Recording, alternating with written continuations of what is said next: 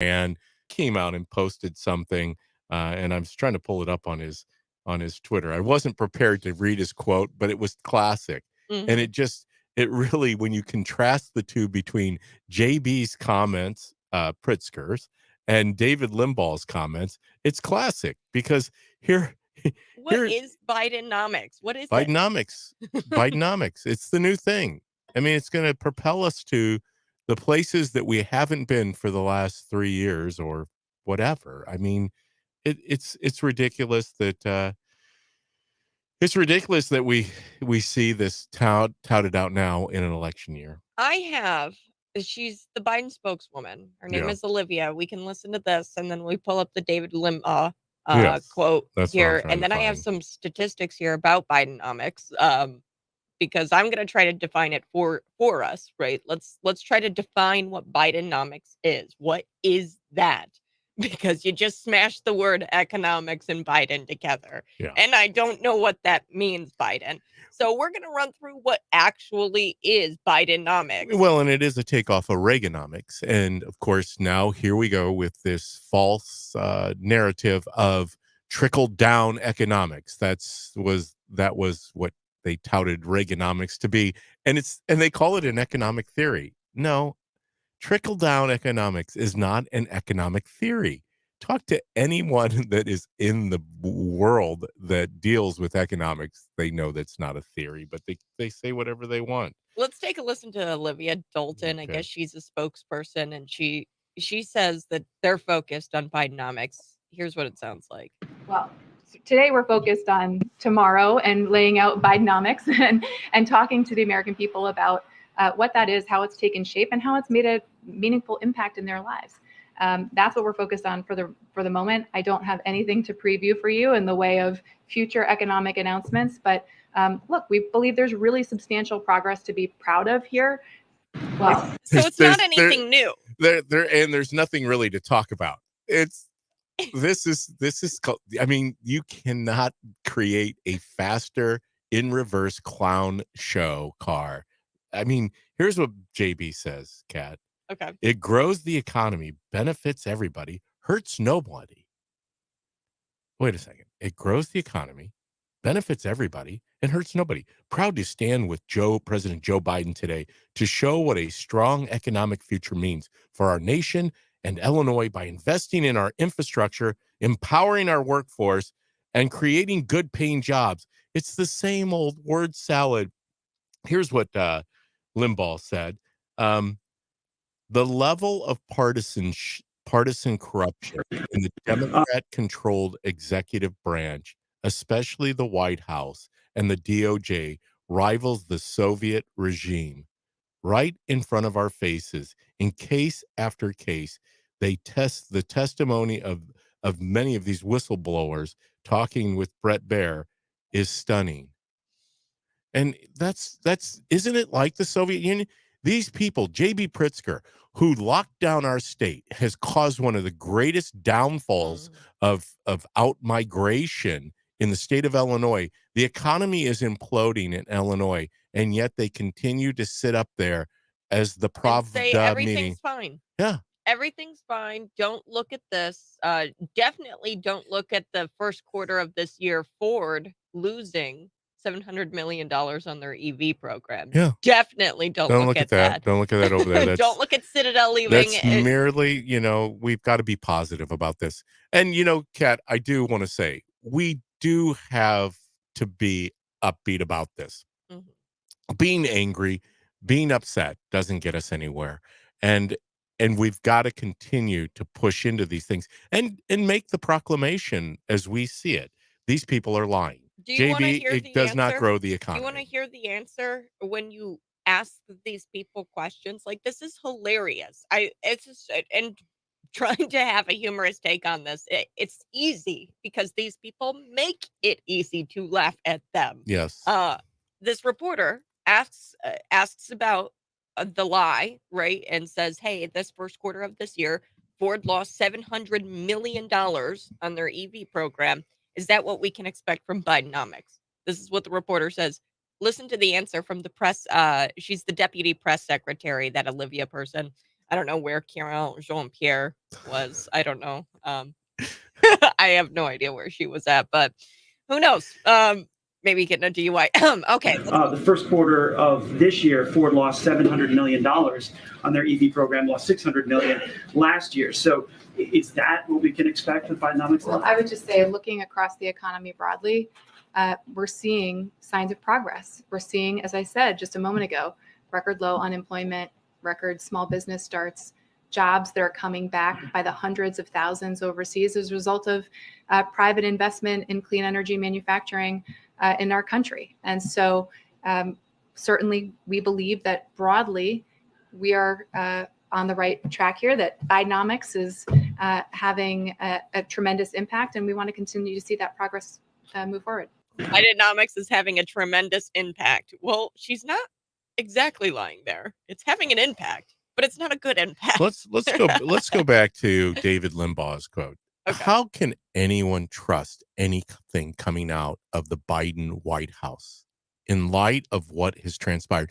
You can report low record unemployment. Well, all I want to tell you about low record unemployment, I was at a McDonald's here just about 5 minutes ago to get my coffee, and there's one employee. I have to pull to the second window. She's taking my order, she's getting my coffee, and she's ringing the register. That is record low unemployment. They've got a record low unemployment at that McDonald's because nobody's coming to work. Yes. I was talking to somebody the other day. This fellow, he got laid off. He was an engineer. The project manager got laid off. The department, it just wasn't needed anymore. The company said the department's not needed anymore. So they laid all these people off. He's been collecting unemployment for 2 years. He gets on unemployment more than I would make here ever. What they're paying, he gets $2,800 a month to do nothing for 2 years. This guy has been on unemployment. That's the reality. How of the about the situation. guy in San Francisco with the star on his forehead I know, pushing I'm gonna have to pull fentanyl? that. Pushing fentanyl. He's getting $800 a month. I know. I'm thinking, wow, I'm gonna have to go to the corner office here after the after the Morning Buzz show and ask for a raise. I mean, it's like to come to work, you actually could stay home and get, or at least go to San Francisco, live on the streets. The streets of San Francisco. Clip. I'm gonna pull that clip for you guys. Coming up in just a little bit, we will have a clip of somebody who is in San Francisco getting paid over $600 a month and plus 200. Yeah, he's getting food stamps. Yes, with his food stamps, and he's dealing fentanyl to 15-year-olds. Openly. Yes, and he's showing them proud yes. about it. He's proud. And the cops just walked by him. And I was talking to somebody the other day. I was just like, how could you be a cop and let that happen? And they just looked at me and said, you think there's good cops in San Francisco? Yeah. They left. That's what's going on. That's why the cops do nothing about that. Yeah, and you wonder if what the case is with our good law enforcement. My wife was pointing out last night before we turned in for the evening that she was showing a video of a law enforcement officer running into the scene of this and telling people to get down and stay safe. Mm-hmm. We know that the men in blue, the women in blue, are putting their lives on the line. I can't imagine what it's like to be in these big cities. Yeah. Even now my future son-in-law in Nashville. It's their war zones because there's no control, because there is record low unemployment, meaning nobody's employed. Speaking of which, here's the reality about Bidenomics. And folks, we are live on YouTube, Facebook, and I've put the stats up here. So this is the receipts. You know what is different between us and the mainstream GPB this morning on the Morning Buzz? Yeah. The lamestream. We have receipts. We have the receipts. We have the numbers. The numbers don't lie. Here we go. 56.3% of Americans disapprove of Biden's handling of the economy. Yeah, we don't play the land of make-believe. No. So that's a reality. 56%, over half of Americans disapprove of his handling of the economy. Yeah. So you can't sit there and say that the economy is making progress because the Americans don't think so. Number 2, inflation is 2 times higher than when Joe Biden took office. Yes. He doubled inflation. Number 3, adjusted for inflation, annual incomes drastically decreased under Biden. So our annual income, what you make at your job annually, has drastically decreased. I think the number was like you have your spending rate, you don't get like 8,000. I think the average American lost Yeah, $8,000. as far as liquid income, as far as what they're able to spend, spendable income. Yes. $8,000 a year. Yeah. That's a lot of money Yep. for somebody trying to feed a family, right? I'd say huge, especially when you go to any of the grocery stores now. And what I used to purchase for $50 now is $100. It is doubled. I That's mean, I double. look at what I'm getting. I'm like, how in the world did this happen? And then, Kat, I know I've said this before, but my heart just aches for these people, like you said. I mean, $8,000 to my wife and I, we can absorb it. Don't like it, Hmm. but we can absorb it. I go ahead and pay the bill, right? Because Hmm. I'm there with my little card. I push it in the machine. Some of these families are struggling just to figure out how to juggle it. Well, and somebody like you have built up credit. So there's a little thing called credit, folks, and you Yeah. can what people are doing now, middle America, Yes. middle class America, what they're doing now is that $8,000 might have Yep. been put on a credit card. Doing what the government did, raise the debt ceiling, And I can because that's imagine the what we're people who have training people to do. yeah. We Um, we're yeah. they're lying too here about the jobs, DPP. Biden created less jobs than his predecessor. So the jobs that came back from the pandemic do not count.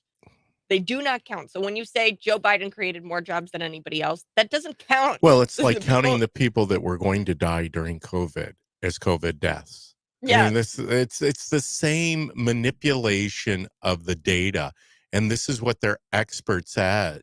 And they're like, well, what do you mean? You've got to count those people, or you've got to count the people who are suddenly no longer coming back to work for whatever a plethora of reasons. I don't know, Kat. I believe that Joe Biden is in a position right now that the Democrat Party cannot stay. They're trying to figure out what to do. Hmm. They're at a loss. They put this guy in place. I mean, it's fully on them. Now they're trying to figure out, wow, what has happened? This is a scary stat. Go ahead. You ready? Unemployment ticked up in the latest jobs report with 440,000 newly unemployed people. Hmm. They are straight out lying to Hmm. you. This is why when you go to McDonald's and you Yeah. don't see anybody there No. except the one girl doing the cash register, taking the order, filling the coffees. This is why, because 440,000 newly unemployed people in this latest jobs report. Kat, it was worse than that. Yes. They're literally pallets of the food that they're going to put into the freezers. There's only one guy there. That the delivery truck driver is putting this stuff is sitting outside. It's a relatively humid day. This is food, perishable food, sitting there. Ugh. I wanted to take a picture of it, but I'd hate to do that because once again, I go, okay, it's just sitting there. Is there anybody going to put it into the freezer? Well, as I got up to the drive-through window, I noticed there's a guy and he's working. He's got his forklift. I mean, he's going to get it in there. Okay. It's not going to spoil, Spoil. but Yeah. usually in days gone by, you'd have 3 or 4 people loading that freezer, getting that food out of the elements because once again, some of the things on the top rack were buns and we just had a thunderstorm. Thank God. I know, Oh, the the rain. rain. Let the rain I think come. we're in a severe thunderstorm warning. I gotta double check that We until were. about We were. It's 9, over. 6. Oh, It's it's over. over. It's over. It's So, over. yeah, we're gonna be back, DPB. We're gonna Yes. talk about not just Bidenomics, but I'm gonna pull that audio of our friend. His name is James, and he's James. from San Francisco, and he's Yes. selling fentanyl to 15-year-old He's boys. a professional. He knows what it's like to be addicted. So he wants to make sure that these young guys know. He's the OG junkie. His words, not mine, folks. Come back.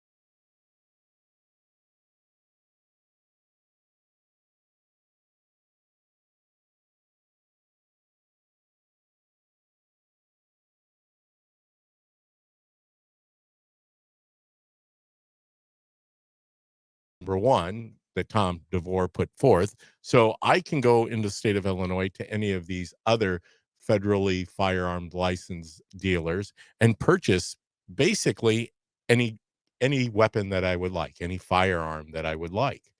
And once again, based on my Second Amendment right that shall not be infringed upon. And granted, for those that are screeching right now that are watching, once again, responsible gun owners, there's many of them. You're never going to get the guns out of our nation.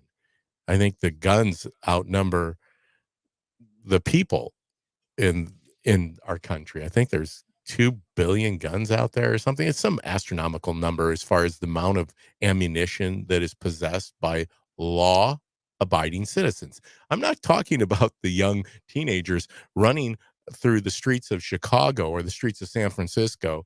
You can't have a gun and be 15 years old. Yeah. Well, first, it's illegal. Wow, what a concept. Let's take the guns out of the hands of the people that are holding them illegally, like Hunter Biden. Oh, speaking about Bidenomics, let's try. Is Hunter part of the Bidenomics? Is this Bidenomics might be where you do a foreign deal and you get $5 million? That obviously creates low unemployment too. Or has Hunter ever been employed? I mean, I know he's held jobs on the boards. Go ahead. I'm sorry. We can look at Hunter's child support and try to do some Hunternomics here. So London Roberts, 32, the mother of Hunter Biden's long unacknowledged 4-year-old daughter, agreed to her monthly child support payments being slashed by more than 75%, from $20,000 to less than $5,000. Real Bidenomics is Hunter economics, where you take the money from a Ukrainian energy oligarch and give it to a Chinese company. Yes. Okay, hold on.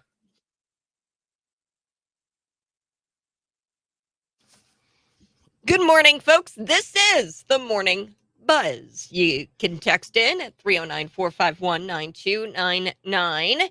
And you can see us live in the studio. We're here. Text me at 309-451-9299 and be a part of the show. We've got a lot of people chiming in here today. KJB or P. So that's Kieran Jean-Pierre Mellencamp. Yeah. Right. She says that is she on her way out too? Is that why she's not there? Probably. I don't know. I like whenever she's up there, her hair distracts me. It's always different and it's always not kept nice. I don't know. It's always all over the place. And I'm always constantly looking at her hair bouncing up and down when she's talking. And everything she says focus, just kind of Kat.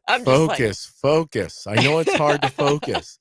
Let's get back to Bidenomics. I want to take that what you were saying when we were on live on Facebook about Bidenomics with Hunter. Yes. So Kieran Jean-Pierre, this is a comment from Ryan. He says Bidenomics has been the best economy ever. It's historical. Historical. Good comment.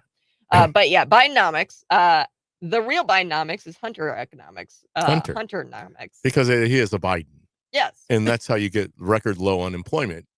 Hunter has never had a job other than on the board of some of these companies, foreign companies, where he is paid money that you never get. It sounds kind of like America, really. Now, you just don't have to go to work. You're on the board.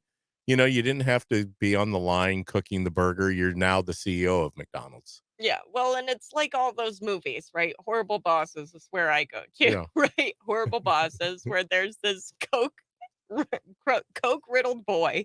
He's the son of this guy who has, and this guy, the main character has to work for this elderly gentleman who has a son who has an investment in the business because the dad wants his son there, right? And naturally, right, you want your son to be a part of your legacy. Yes. And he allows the coke head son to be there at the job.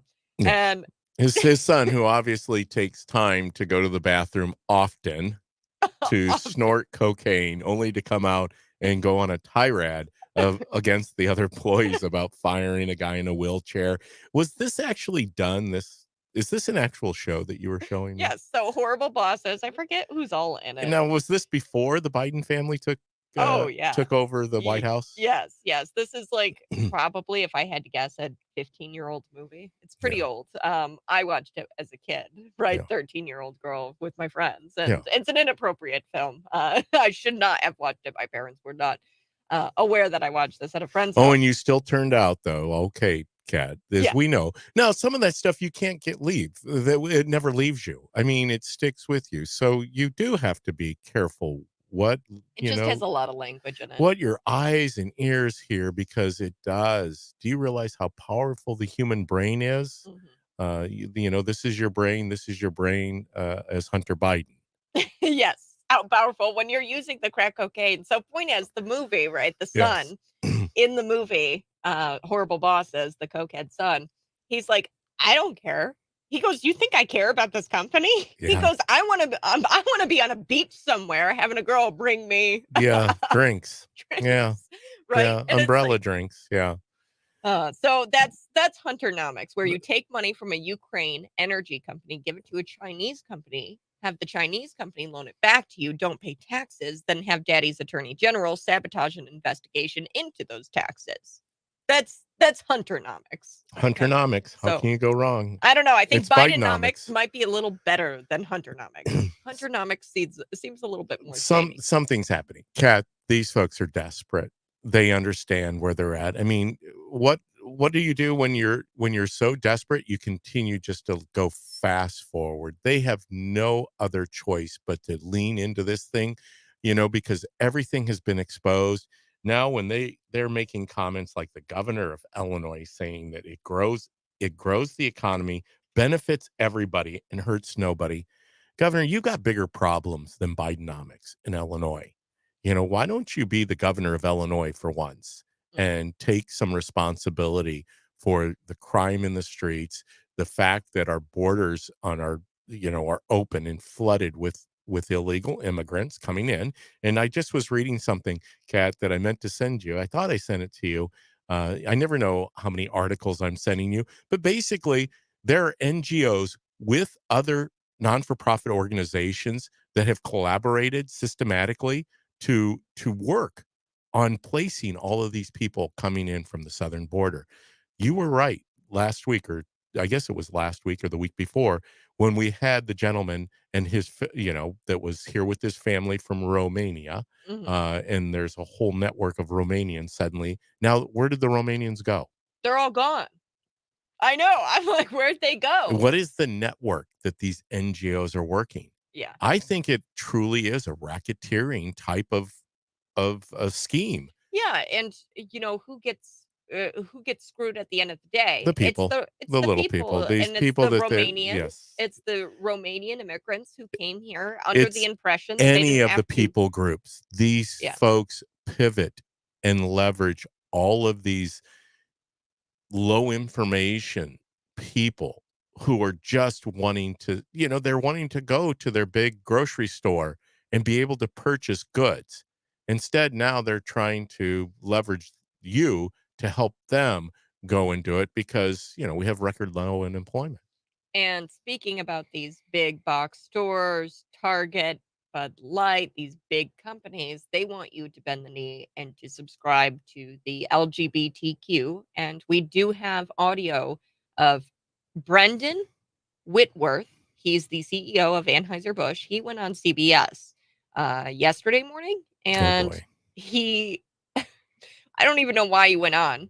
He was supposed to respond to the recent controversy. Right? At this point, I don't know if Bud Light is going to survive. If the boycott continues the way it is, I don't think that this company can survive. They're grasping at straws here, because you can see that Brendan, the CEO here, he went on CBS because he's afraid. Yeah. He had to address it nationally, but he didn't. It made it worse because he didn't apologize. He didn't say it was a mistake. He refused to even talk about it. He did not directly answer the questions whether this promotional campaign with Dylan Mulvaney, the TikToker, who says normalize the bulge, right, runs around in women's shorts and makes fun of women. He wouldn't come out and say that that was a mistake. He would not answer that question directly. And I get why he won't, because then he'll have the leftists screaming at him. And I get that. But he has to realize who his customers are. I've got the clip here. We have to take a break. But we're Okay. going to come back. We're going to listen to that clip. And I said that we were going to listen to the fentanyl clip. The guy, James, our friend in San Francisco, he says that he is dealing drugs to 15-year-olds. And when I Yes. say my friend, I say that sarcastically, not my friend. Yeah. He's a bad guy, and he Yeah. needs to be arrested and locked up ASAP. Not So going to happen. we're going to play Unfortunately. those two clips, DPB, on the other side. I look forward to it.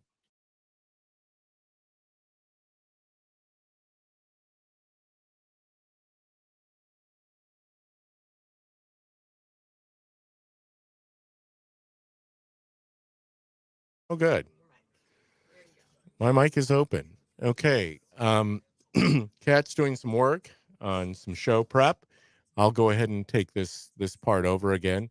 You know, it was interesting because before we went to break there, Kat brings up a point about these corporate CEOs taking responsibility for their actions. And, I have to give credit where credit's due. There was a mishap in Rivian's production, and something happened. I don't know what exactly it was, but they overpromised and underdelivered. And the fascinating thing about it was, and the refreshing thing about it was, their CEO came out in this market, at least, and I think it traveled throughout the nation, and he took full responsibility and said, "This is on me. This was our mistake. We're going to make it right. We did this." Well, that I think resonates. You talk about, granted, the performance right now, Rivian is underperforming in the markets, but it gives you a sense of, wow, they at least have a CEO who's willing to take responsibility. So kudos to RJ over at Rivian. Unlike the Anheuser-Busch CEO, who sounds like he's just doing what Joe Biden and JB Pritzker are doing, which is going full force into something that's even, it's a disaster. And they believe that if they continue to go forward, that somehow they will come through it uh, unscathed. That's not going to happen. And unfortunately, um, that's kind of the world we live in. It's the inability to take personal accountability, responsibility for our actions and what we're doing. That's one of the greatest failures, I think, right now of our economy, of our country, is the inability for people to tell the truth. I was saying that, interesting as it is, if in making a biblical reference to Exodus and when the Israelites left Egypt under the leadership of Moses, where are the Moseses in today's times? Whether you believe in the Bible or not, where are the men of stories or of history? Because Moses is a historical figure. He really did exist. We can prove that. We have evidence that shows that. But where are the Moseses? Where are the Davids? I mean, obviously, other than David Paul here, who I try to do my part by being behind this microphone and just letting you know that I'm with you. I see what's happening. I know you guys see it. I mean, this is what I was telling Kat the other day. This is so evident to you as our audience, but it's not evident to everyone. I mean, that's the part of this that's kind of frustrating. I know that that we have a sounding board, that we're basically, as the old saying goes, preaching to the choir, because you guys get it. You're seeing the same thing we are. All we're doing is coming here on the radio, on Facebook, YouTube, Twitter, Rumble, and we're basically saying, wow, this is what we're seeing. you know uh, is anybody else seeing this? Does anybody else truly absorb what is transpiring when the governor of Illinois makes a statement that Bidenomics it grows the economy, benefits everybody, hurts nobody. I mean, what a ridiculous statement. But then we have grown to expect ridiculous gamemanship from JB Pritzker. I mean, this is what the man does. I mean, he does these draconian lockdowns. He was the governor with the most executive orders during the COVID crazy. And, and he continues to double down on everything, even his participating in the Pride parade up in Chicago. And He kept his clothes on. and he did keep his clothes on. Thank God. Yes, JB, thank you for keeping your clothes on. But, just openly endorsing this type of way of life with the disregard for all of us out there that look at this and say, wow, this is, I'm a firm believer. If that's what your lifestyle is, please keep it out of the sight of the public. Do it behind closed doors. If you have a club you go to, by all means, if it's 21 and over, have at it. And when you start involving the children, I've got a problem. Do what you want. That's your sin. I'm not here to tell you how not to sin. Oh, I think we're going back on air. Mm-hmm.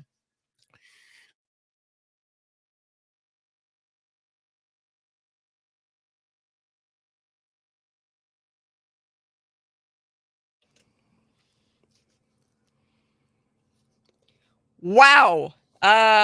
This is a big deal, folks. People say the lack of housing, this is what causes people to be out on the street. No.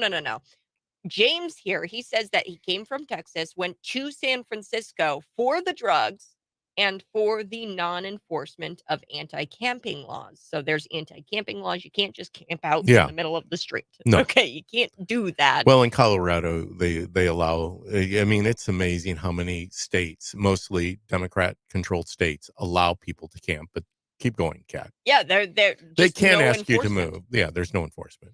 And he gets about $820 a month in welfare and food stamps. His name is James, and I've got an audio clip here we're going to play. If you're watching, you can see the gentleman. He's got a face tattoo. It's the triangle on his forehead, and he's in a brown Carhartt t-shirt, and he's sitting next to a green tent, which is where he's living in San Francisco. It's his tent. So let's take a listen to him talk about what it's like to live there and why he decided to go live in San Francisco. Here we go. Where are you from? Louisiana, Texas area. How long you been in San Francisco? Since June. You're gonna be homeless and easy here.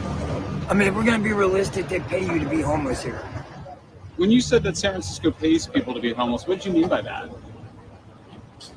You mean that literally? Yeah. I mean, I get $620 a month, dude. From general assistance, or would you? How was that hard to get? Phone call, bro.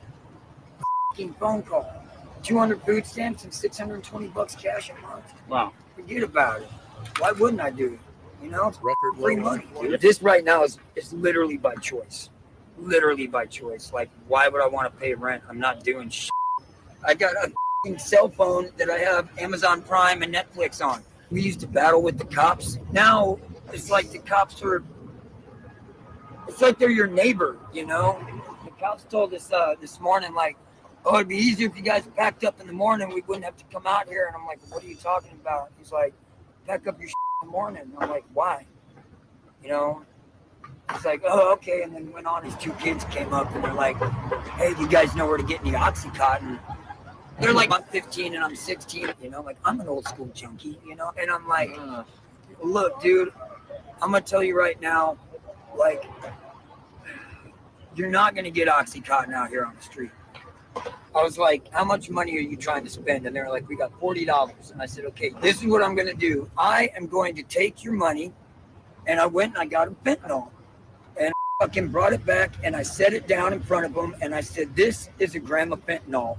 This is enough to kill 6 people that have never used it. What I do to get high is this much. And I showed them how much I do. I was like, I'm keeping your money. And now I'm going to teach you how to save each other's lives because you're not stop.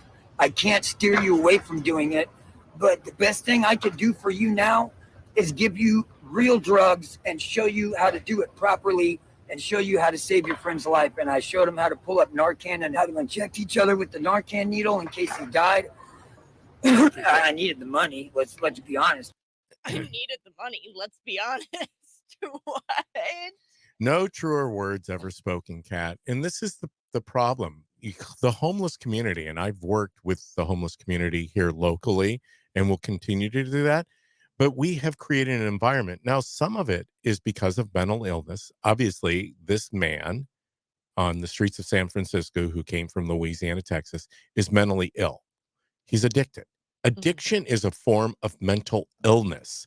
You know, when we stop talking about mental illness in the context of drug addiction, Yeah. homelessness, I mean, not everyone who's homeless is mentally ill. You know, as he said something very true. Sometimes homelessness is a choice. However, if you really did a deep dive and found the percentages of homeless people out there, they're usually users of some form of drug. They don't want the strict confinement of having to pay rent, having to get a driver's license, having to show up at McDonald's at 5:30 because that's when they open rather than at 10 o'clock when you decide to roll out of bed. I mean, this is what we culturally are facing. We have created the homelessness in our country through mostly Democrat, socialist type policies. And the Bidenomics is going to continue to double down on that. Yeah, that is not the solution. No. Folks. That is not the solution. These Democrats are not the solution to this problem. The solution here is very simple.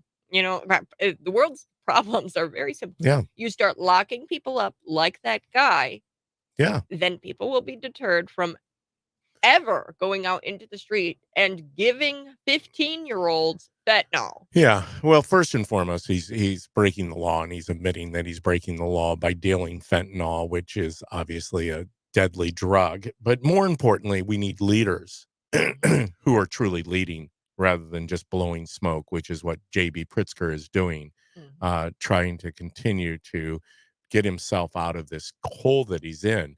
You're not going to change people's lives. Yes, the Democrats are the cause of most of our problems. I don't say the Republicans are the solution, but I'll tell you one thing. The Democrats have caused them. On the other side, we're going to be talking about the ANHEUSER-BUSCH CEO getting out there addressing the problem here. He addresses the problem of hiring on Dylan Mulvaney, the trans TikToker, but he didn't address the problem. He didn't admit to the mistake. No. We've got that clip next.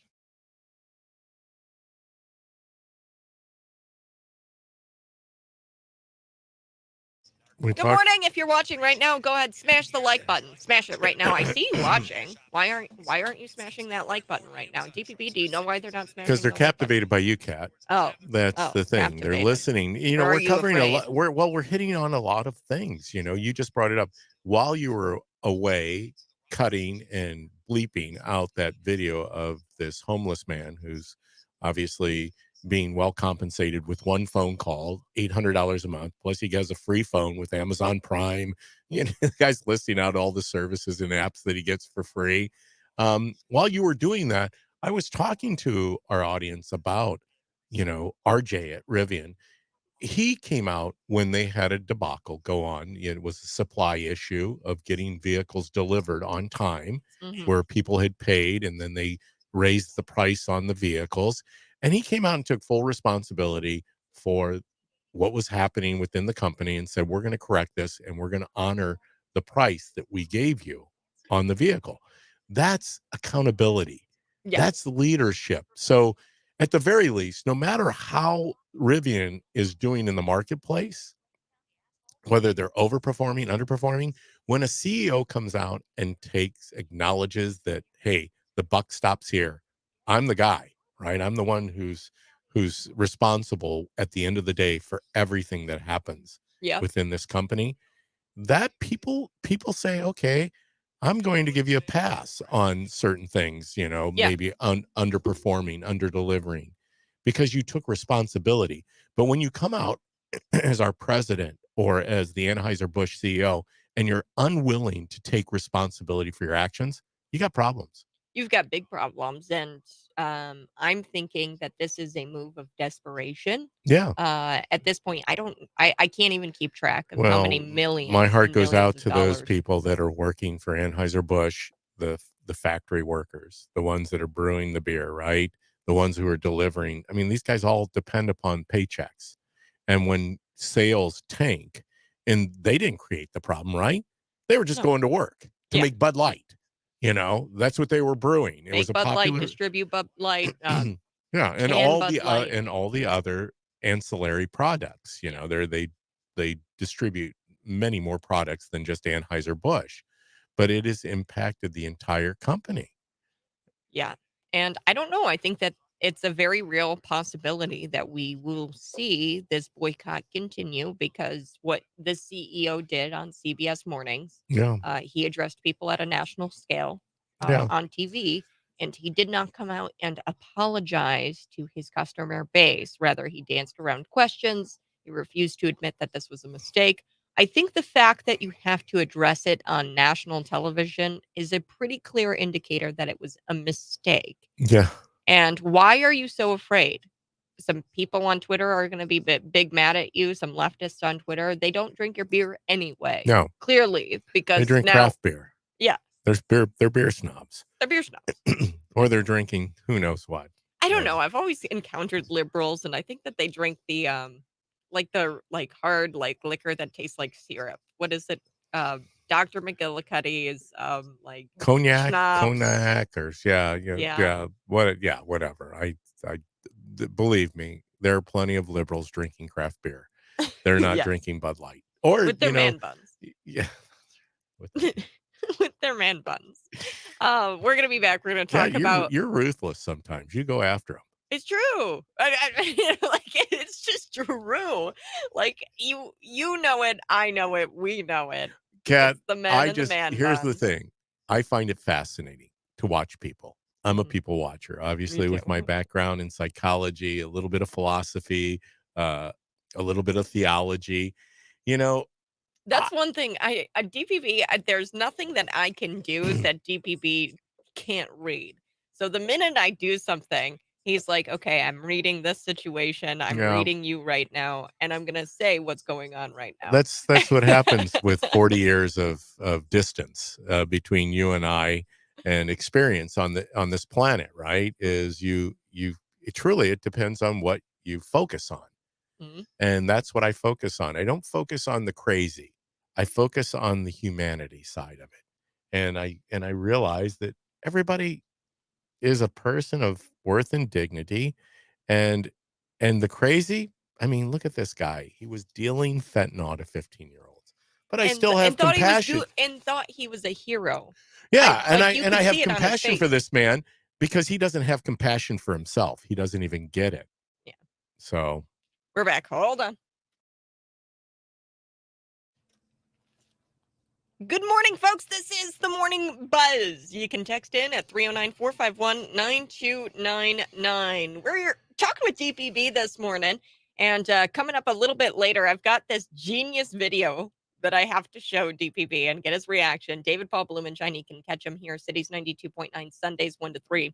And you can go follow him on YouTube at the DPB Show. Go check it out on YouTube. Just type in David Paul Blumenshine in YouTube. You'll find it. DPB in YouTube. You can go check him out there. So he's helping me this morning tackling all these stories. It gets tiresome. I can, you know what? It sounded, you came out of the chute strong this morning, and it does help to have somebody else in studio because you absorb all of this crazy that's going on in the world. And it's got to take a certain toll on your system when all you do is do the deep dive, because you're doing it because a lot of the people, especially those listening to us, they anticipate their mornings are going to start out with you giving them stories that they haven't heard about. And I'm sure this is one of them. Do you realize that, how do you say her name? Elise Stefanik? Stefanik, yeah. That she's come out and basically proclaimed it's over. Get behind behind Trump. Donald Trump. Otherwise, Because get out. everybody knows it. Everybody sees it. And that's where you're seeing the desperation on the left, the radical left.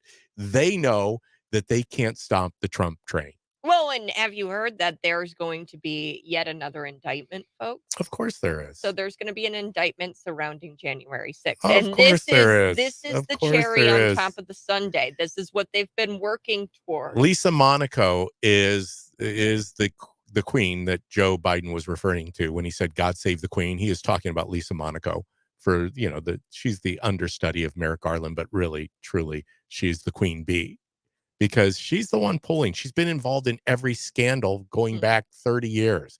Bottom line is they're orchestrating this. Folks, you know it. These things are planned out.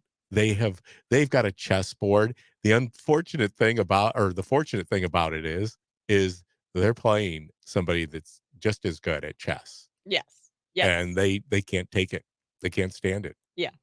So that's going to be interesting, seeing that come out. I don't know when that indictment's going to come out. It'll drop because whatever just happened, the release, the leak, the many leaks. And as Mark Levin says, you can always catch Mark Levin here Mondays through Fridays from 5 to 8 at Cities 92.9, the News and Talk of Bloomington Normal and beyond, because we're just beyond the radio now because we do Everything. Facebook. Yes, we're live on Facebook, Rumble, YouTube, Twitter.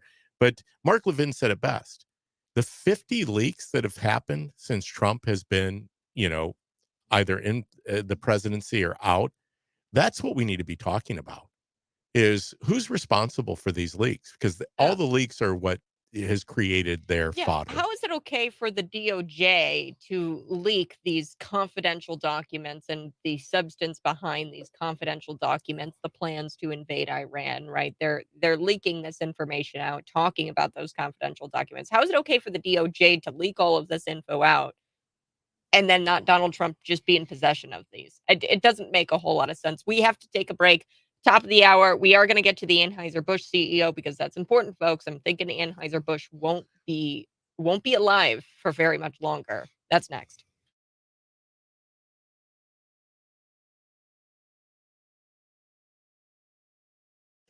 David Paul Blumenshine, if you guys are watching right now, please subscribe. If you want more content like this, if you want to continue to listen to Cities 92.9, to keep the microphones on, you have to subscribe. You have to like this video right now. Share this out with your normie friends. Yeah. I call them normies. They don't know yet. And that's we're in the that's who we're talking to. We're talking to the third party people because you're never going to convince the hecklers, the trolls on our site. You know them by name. They're our favorites. We've got some of Jeffy them this morning. and Regina. It's kind of like I feel like we're in romper. Let's go into the romper room. Colson, good morning, Colson. I see you. Get the mirror out. You don't remember romper room. You got to go back and pull up YouTube videos of romper room because this little kindergarten teacher came on and she welcomed all of the little people out there. And not to say you guys are little people. I mean, you're obviously people. But it's fascinating because we're not talking to them. No. We're not changing the minds and hearts of those folks. There's the third party, that's out there that's really trying to make sense of this. My brother, I talked to him yesterday and he said, Kat, you're never going to change the minds of the people who are transgender, the people who are extreme far left. And he said, you're never going to change their mind. You leave that to Jesus. Yeah. Because you leave that to Jesus. Well, Jesus is the type of person, and you can always strive to be more like him. You never will be more But you got to realize, what are people struggling with? What are the dilemmas? Obviously, these folks believe that we have record low unemployment and that the economy is functioning at record pace, according to Biden, and that he's cut the deficit, according to him and Jean-Pierre Claude Van Damme, by 1.7 trillion. When we know, we can look at Statista, we can watch the graph. It's going up and to the right. The debt is actually creating. They haven't cut the deficit. It's increasing. It has every year, no matter who was president. For you screechers out there, yes, it was under the Bushes. Yes, it was under Trump. Yes, it was under Clinton. Yes, it was under Obama. We've got a spending problem in our country, which has led to it's led to most of the problems we face in our economy, and it's going to continue. It's not going to stop. Whether you're a leftist, radical leftist, or you're on the right, we're all on this same planet together. And when the proverbial hits the fan, we're going to have to deal with it Yeah. because it is going to create problems in our country.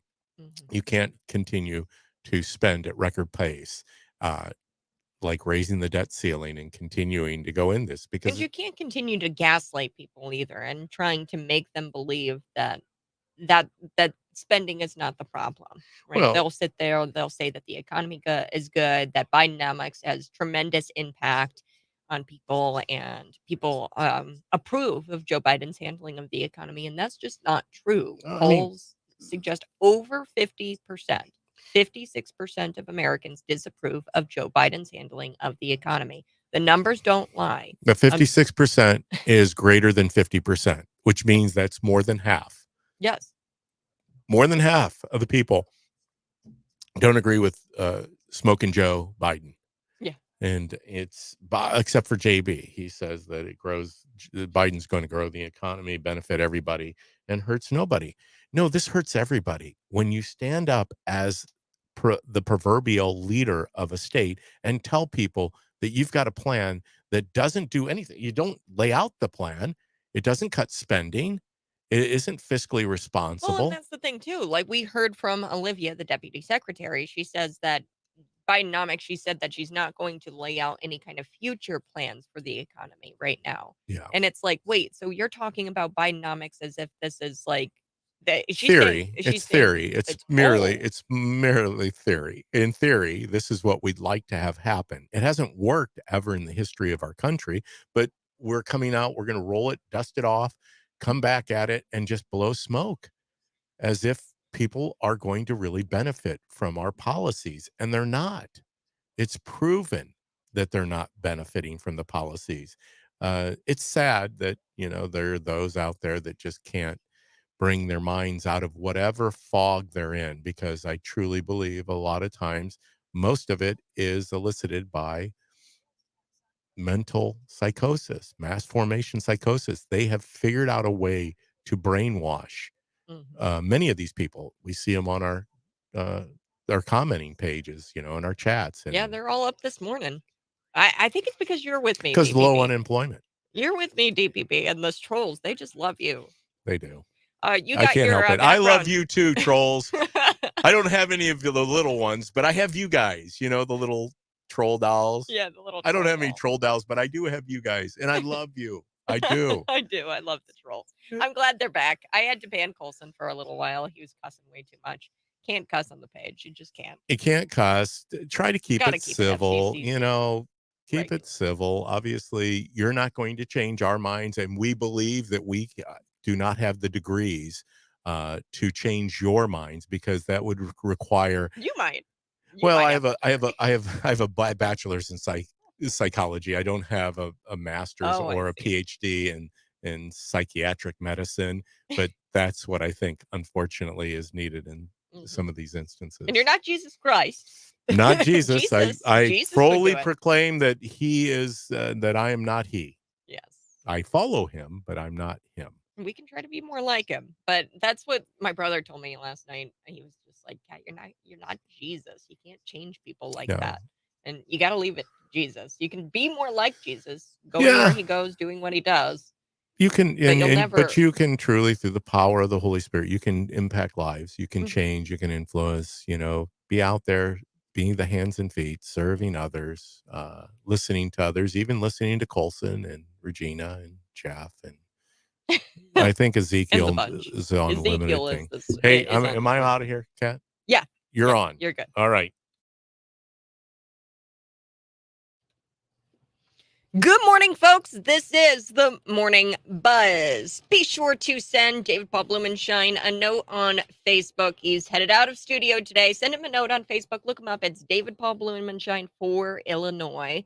Go give him a like, a follow on the social medias. Go subscribe to his YouTube channel and DPB thank show him today for coming on to the show and helping me out. And don't forget Sunday. It's the show before the 4th of July. We're going to have fireworks. There's going to be fireworks. There's going to be fireworks on Sunday. This Sunday from 1 to 3. Kev Ferris will be here with me, and then he's shortly follows me, or he follows right after me. So, hey, well, appreciate you guys. Couldn't do it without you. Thanks, Kat.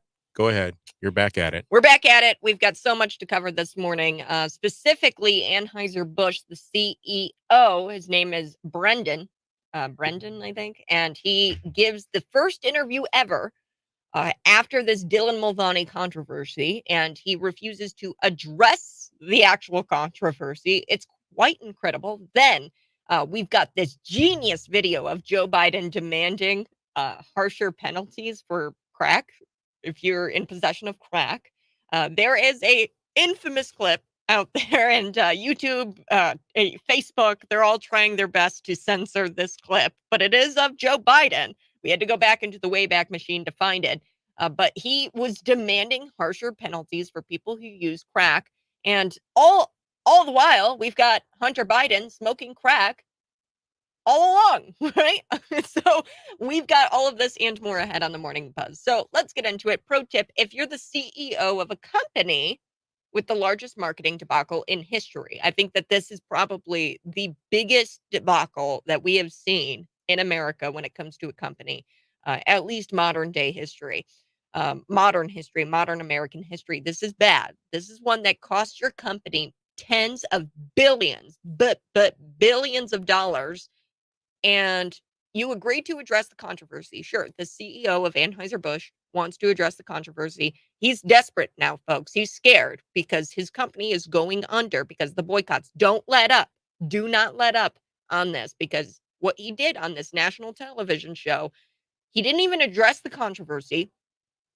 And this is just a pro tip. If you're not going to address the controversy of the largest marketing debacle in history, don't go on the show. Just don't do it.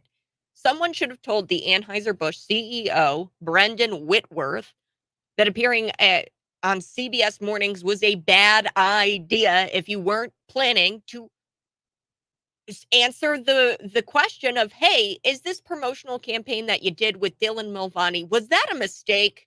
Now that you have to address it, I think that the fact that you have to address it on national television proves that it's a mistake. But let's take a listen to some of this. He didn't answer the questions of whether this promotional campaign done with this transgender influencer, the guy who sings about show tunes about normalizing the bulge, runs around in women's shorts, claims to use tampons, and has none of the parts, right? Makes fun of women. This is what the CEO said on CBS Mornings when addressing this controversy, this Bud Light debacle. Here we go.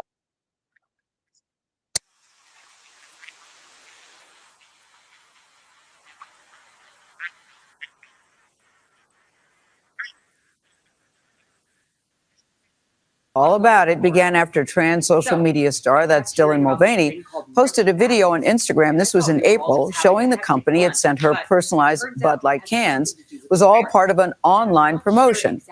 Anheuser-Busch then faced more backlash for its handling of the boycott.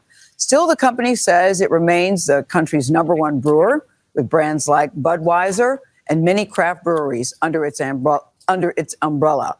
Anheuser-Busch U.S. CEO, that's Brendan Whitworth, we're happy to say, joins us at the table live and in color for an exclusive interview.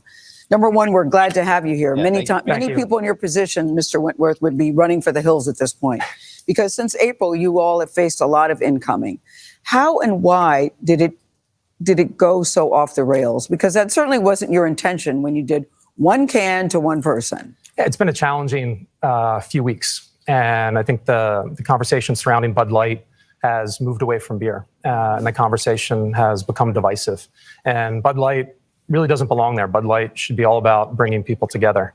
And there's been impact on the business, and I think that's publicly covered on Bud Light specifically. Yeah, so what was your intention? Take us to the beginning. What was your intention? What were you all trying to do here? And you've done this before, these promotional campaigns. Yeah, it was, just to be clear, it was a gift, and it was one can. But for us, as we look to kind of the future and we look to moving forward, we have to understand the impact that it's had. And like I said, that impact has taken place. But it's the impact on our employees, the impact on our consumers, and as well, the impact on our partners. And I think one thing that I'd love to make extremely clear is that impact is my responsibility. And as the CEO, everything we do here, I'm accountable for. Given the moment we're in, this moment in America with trans issues at the top of a Republican social or conservative political agenda, knowing what you know now, if you could go back, would you send this can to this one person again? There's a big social conversation taking place right now, and big brands are right in the middle of it. And it's not just our industry or Bud Light. It's happening in retail. It's happening in fast food. And so for us, what we need to understand is deeply understand and appreciate is the consumer and what they want, what they care about, and what they expect from big brands. So this is a part of why you're getting it from all sides, because I asked you, would you do it again? And people on the trans rights side of things. So he's not answering the question directly, folks. He's not going to sit there and say that it was a mistake. Obviously, you having to address this at a national scale proves that this was, in fact, a mistake. So the reason the social conversation is taking place is because of the Bud Light debacle. So the reason why that we're having this social conversation, what the consumer expects from big brands is you have to sell us things and otherwise shut up about everything else. Stop it. Stop having these political ideologies and forcing them down our throats. Almost more important than the Dylan Mulvaney thing, giving him the can of beer, was the vice president of Bud Light calling its loyal customers fratty and out of touch. Once you start to realize how much Bud Light hates you, and once we all started to realize that Bud Light hates us, that's when things popped off. And the social conversation is because executives from Bud Light, from the same ideology as executives from Target, Coca-Cola, and so on. This is the ideology they have. They don't care. They don't regret anything they did. They don't regret teaming up with a TikToker, Dylan Mulvaney, the trans guy, who became popular making videos that parodied women. He was asked, hey, would you do this again? And he avoided the answer. He didn't say the simple words, yeah, we're sorry, we made the mistake. Why even give the interview? One quick glance at the Twitter shows that, this was not satisfying the customers. Bud Light customers are not satisfied after this interview. You need to come out. You need to apologize. The left is mad that Whitworth didn't take the opportunity to affirm every political worldview and tell the middle America to go screw itself, right? That's what the leftists wanted. They wanted him to double down and to say that he was pro-LGBT and he would have done it all over again. He didn't say that. And Bud Light's now former customers, the normal folks, the people in the middle who are tired of companies pandering to the woke left and shoving it in our faces, have yet to hear the simple words. Yeah, we're sorry. That was a mistake. That's all we want. I don't know why he went on the interview fixed nothing. Okay, so back in the olden days, Joe Biden used to be very opposed to crack cocaine. Don't believe me. Here he is demanding harsher penalties for it, and he was unsympathetic to crack cocaine users back when he was a senator, okay? This was when it was prominent in more urban areas, of course, crack cocaine. I'll let you decide if that's why Joe Biden was so vocal about it back then. These people are racist. Since then, people from all walks of life, white, black, young, old. I just played for you a clip about 15-year-olds using fentanyl, looking for dope. Everybody uses rock. Okay, it's not just black people. It's not just white people. It's everybody. It's not just young people. It's old people. It's everybody. Most notably, the person who uses crack the most, probably, uses a lot of crack, is the prostitute enthusiast and racial slur expert, Hunter Biden. That's Joe Biden's son. So somebody puts this video out there and they thought it would be educational to see the elder Biden speaking out on the drug, crack, while young Biden listens here. So I've got the clip here. Let's go back into the Wayback Machine. How does Joe Biden actually feel about crack cocaine? This is a genius video. Please watch it. If you're listening on the radio, head over to YouTube, Facebook, and watch it because this is really funny. Here it is. Let's take a listen to Joe Biden and what he really says and thinks about crack. Here we go.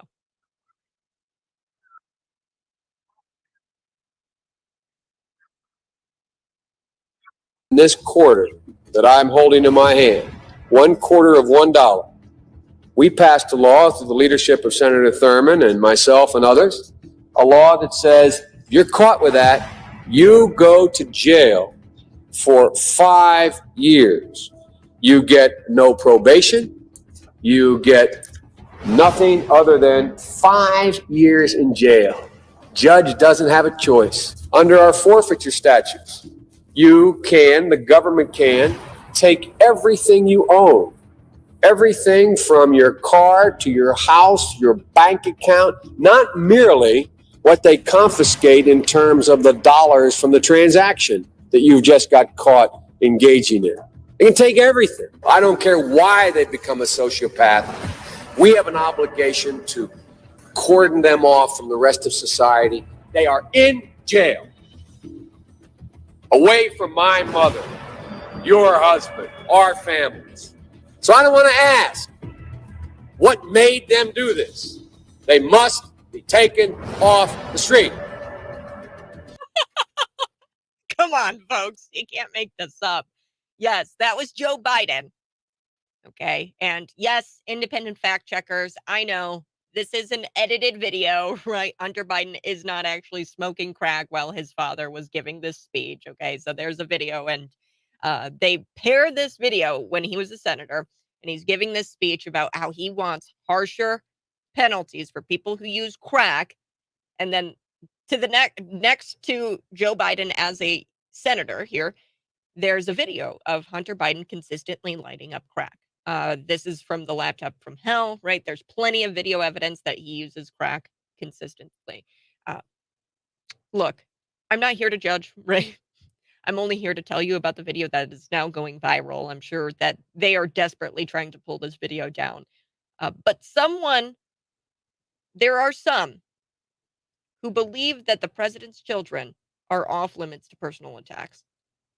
There's some out there. I actually agree with that sentiment, right? We should treat Hunter Biden the exact same way with the level of respect the mainstream media treated Donald Trump, Tiffany Trump, Aaron Trump, who wasn't even 18 yet, and George W. Bush's daughters. We should be treating him with the same respect. Hunter Biden. Why is Hunter Biden getting a pass? His own father says that he should serve a minimum of 5 years for doing drugs like this. And just remember, drugs are bad and you shouldn't do them unless your dad is powerful and he's a politician and you know you can get away with it. Okay, kids? Don't do crack unless your dad's Joe Biden. On the other side, this is the Morning Buzz. I'll be back. We've got a couple of more things to run through today. A little bit later in the show, we will be visiting with Reagan. She's running for, I believe, state rep, Reagan Deering, this go around. So we'll be visiting with her in the 8 o'clock hour.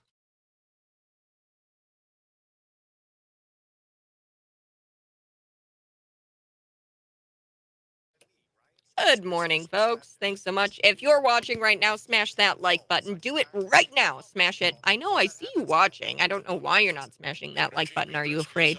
Are you afraid? So Joe Biden is demanding harsher penalties for crack. That was an old video, folks, but come on. There's Joe Biden talking about harsher penalties for crack, and you're not going to have the same position that that you had back when you were a senator about your son Hunter. He should be serving time for what he's done. Not only the crack, but also the tax fraud that was happening. 309-451-9299. Please text in. We've got a lot of texters in today.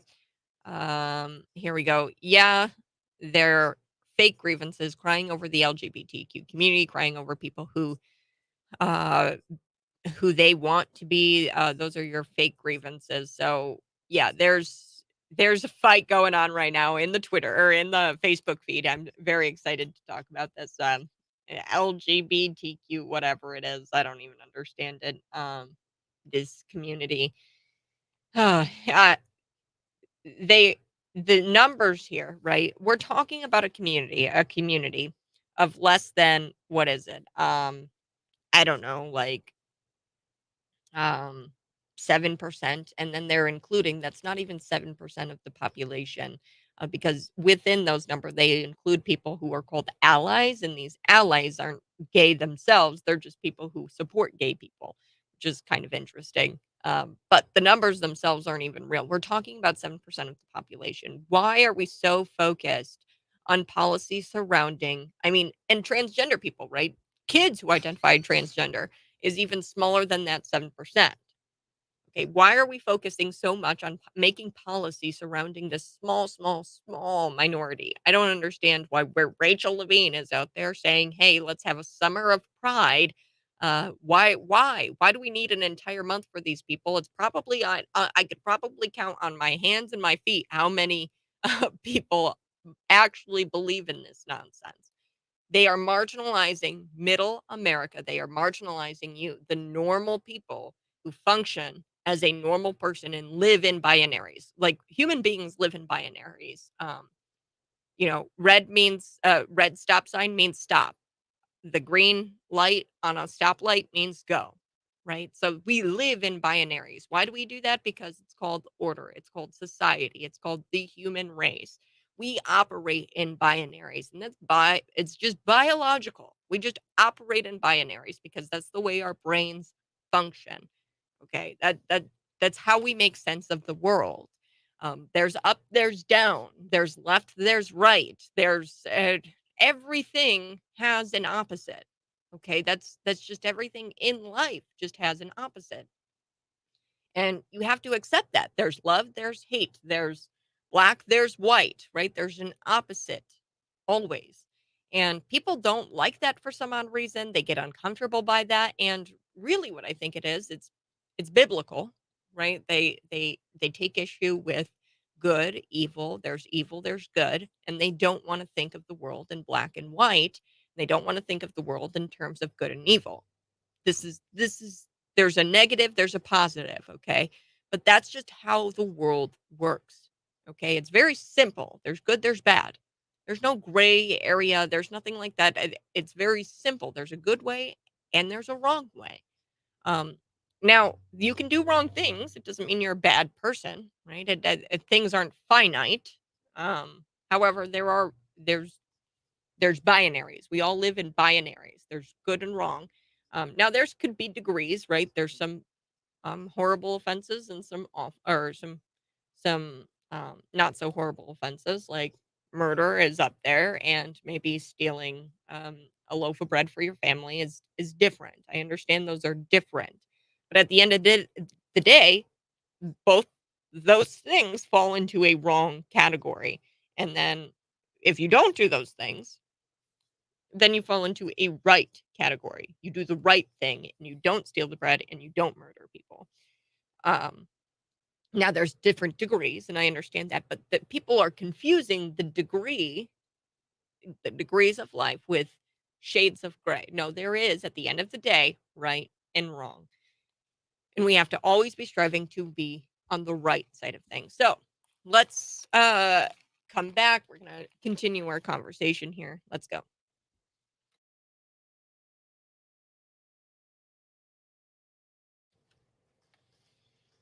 Coming up in just a short while, we'll be talking about, I've got all kinds of fun things planned for us. Trump says the tape Joe Biden leaked to CNN, the DOJ, they leaked this, Joe Biden's DOJ to CNN, was another election interference scam. That's exactly right. Joe Biden, the administration, they send $500 million more in military aid to Ukraine. Get this, Fauci, he's becoming a distinguished professor.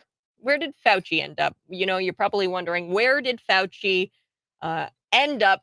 What is he doing now? Where are the stars today? Well, Fauci has become a distinguished professor at Georgetown Medical School, and he's raking in $400,000 per year in just a pension. And this is the guy who killed people. I mean, Fauci lied and people died. That's what happened. Fauci lied and people died. They lied about ivermectin. They lied about hydrochloroquine. They lied about monoclonal antibodies. They lied about everything. They lied about masks. And now we find out that Fauci is enjoying his little pension over at Georgetown University as a distinguished professor. Press release comes out. Fauci will serve as a distinguished university professor at the School of Medicine's Department of Medicine, blah, blah, blah, blah, blah, blah. And he's going to be teaching children. He will also have additional responsibilities in Georgetown School of Public Policy. Yeah, I mean, he's living it up, folks. And he lied about gain-of-function research. Some lab experiments that Fauci was associated with included the NIH funding of the gain-of-function research, which was performed at the Institute of Virology in Wuhan. Okay, so he was participating in bioweapons research. Okay, this was gain-of-function research. They were looking at this, and now we know that this was indefinitive. Like, they were working on bioweapons in this Wuhan lab. It leaked. Now we have to ask the question, was this intentional or was it unintentional, this leak? That's the only question that we have left. We know that it was bioweapons research. We know that it was gain-of-function research. $3.1 million grant, okay, titled Understanding the Risk of Bat Coronavirus Emergence. An initiative involved people working with live animals and novel coronaviruses between 2014 and 2019, years before the reported beginning of the COVID-19 viral outbreak. They were working on this since 2014. The NIH funded it with this grant, $3.1 million. This guy lied. People died because of his lies. And now he gets to sit and collect a pension of $400,000 a year? You got to be kidding me. Do want to shift gears. Let's talk about this video. It's pretty funny. I've got it here. It's of like this. It's a parody. Okay, so this is an attack on Ron DeSantis, but it's a parody, obviously. The Glorious American put this out there, and it's the Democrats, right? They have this Democrat. I think it's a parody. I don't know. Ron Hates Reading ad. This is what it's called. I'm going to play it here for you because it's so funny. They actually have to read the titles out loud of what books Ron DeSantis is banning. Let's take a listen to this. Here we go. What Governor Ron DeSantis is doing in Florida is unimaginable. And his latest policy is a modern-day book burn. Now, the most cherished books of our time can no longer be read by Florida children. Why? Because Ron DeSantis has censored them. Can you believe it? Classics like P is for Penis, War and Peace, and Moby's have been pulled from the shelves of Florida public schools. Does your second grader want to read Charlotte's Webcam? Well, thanks to Ron DeSantis, that book has been banned. Did you ever imagine a day would come when children couldn't read titles like Atlas Pegged or Catcher in the Rye? Even Pitcher in the Rye was taken from the library. Welcome to Ron DeSantis' Florida. A place once known for being the most erotically shaped state is now left with 0 erotic graphic novels for its kindergartners. And now, in a shameless act of partisan politics, DeSantis is even going after President Biden's beloved pop-up book, Shower Time. So we must act. Please, vote Democrat. But in the meantime, call the governor's office and say, "You're doing me raw," is another book we demand back on the shelves. With your help, we'll put indispensable titles like The Grapes of To Kill a Mockingbird and hundreds of others back onto our kids' reading lists. Our children are the future, and we Florida Democrats will never stop fighting for what turns us on. Paid for by the Global Reading Opportunities Outreach Movement. So there you have it, folks. It's a parody of, we had Ron DeSantis book banning, right? That's what they say. He's book banning. And then they read all of the titles. And these titles aren't even FCC. Like, I had to bleep out some of these titles because they're not even FCC appropriate. These are the titles of the books that Ron DeSantis is so-called banning. No, okay? And it's the same thing as, you don't allow kids to go watch a rated R movie. You have to card them. You can't allow children into a rated R movie. This is the same thing. These books are not appropriate for kids. And Ron DeSantis says absolutely not in Florida. We're not going to provide pornography to students while they're sitting here trying to learn. And that was a hilarious ad because like they just read the books that they took off the shelves. Okay. Like the titles themselves are so inappropriate. It's not even funny. On the other side, Scott Robbins joins me next.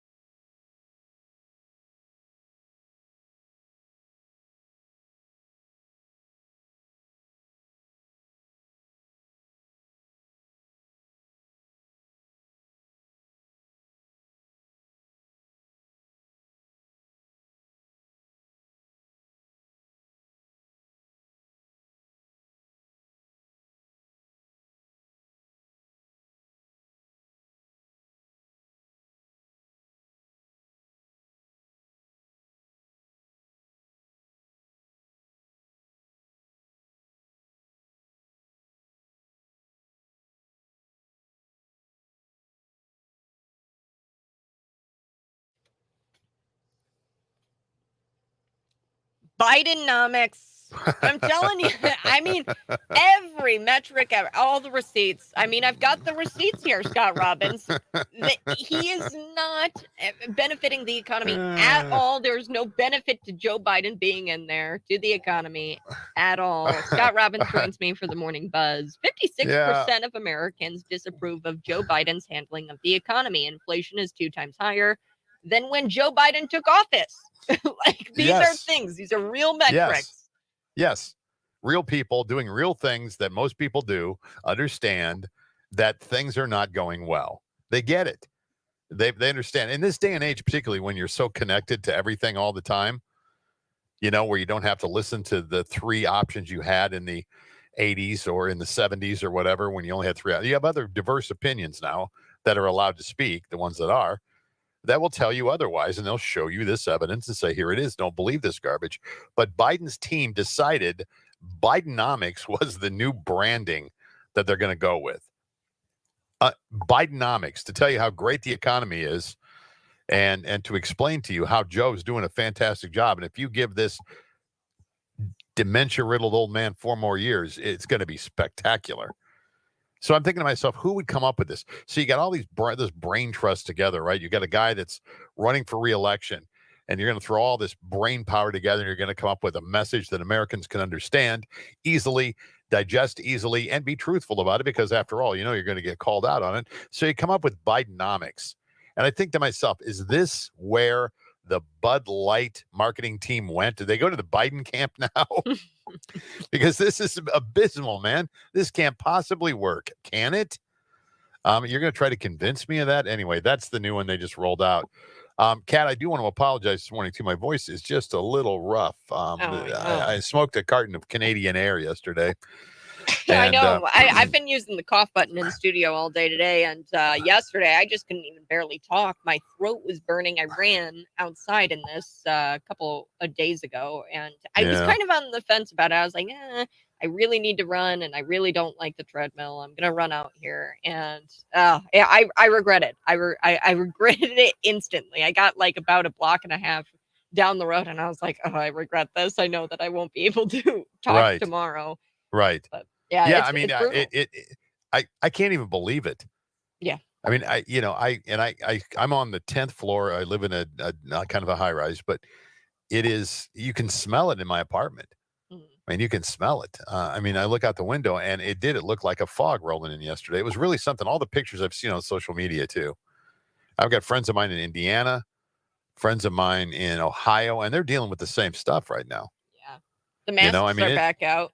It's everywhere. Yeah, the masks are back. And really, this is a time when, if you do have difficulties, it probably pays to wear a mask. Yeah, because the particles are large enough. That's the thing. People are like, oh, well, the masks, they're not going to help or anything. No, the particles, you can see them.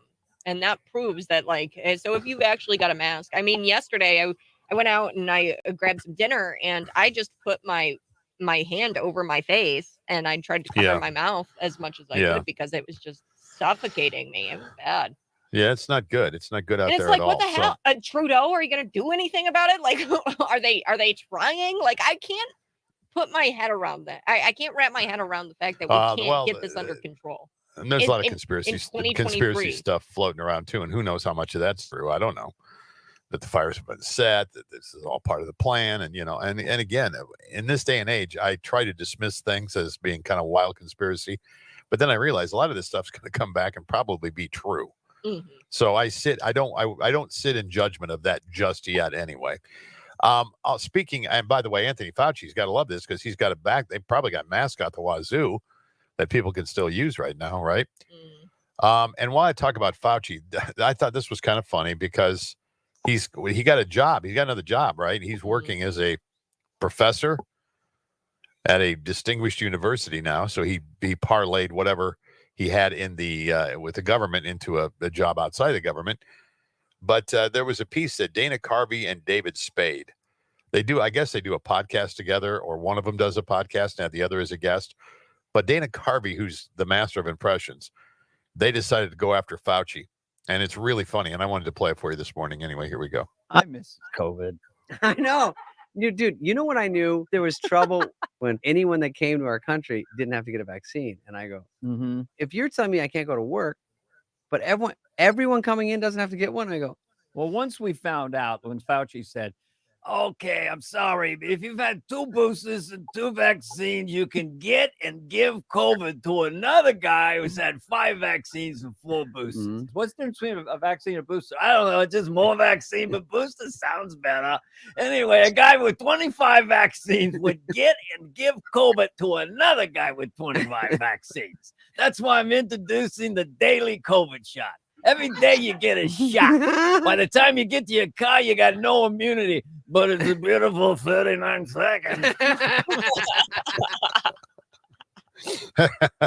I like that. That's pretty good stuff right there. That's funny. Wow, these guys yeah. going after Fauci in that way. I mean, that's the beauty of comedy, though. Well, yeah, I mean, that is the beauty of comedy. And I don't know if this is supposed to be comedy or not, but anyway, Joe Biden's marketing team again has decided they're going to play on the fact that Joe's old. They're going to use it as a self-deprecating piece of humor. So we go from that piece of great humor to now let's go to Joe Biden explaining it. He's old, but he's agile. He's ready, and he's going to poke fun at himself, and that lessens the impact of having this old man running the country. Anyway, here we go.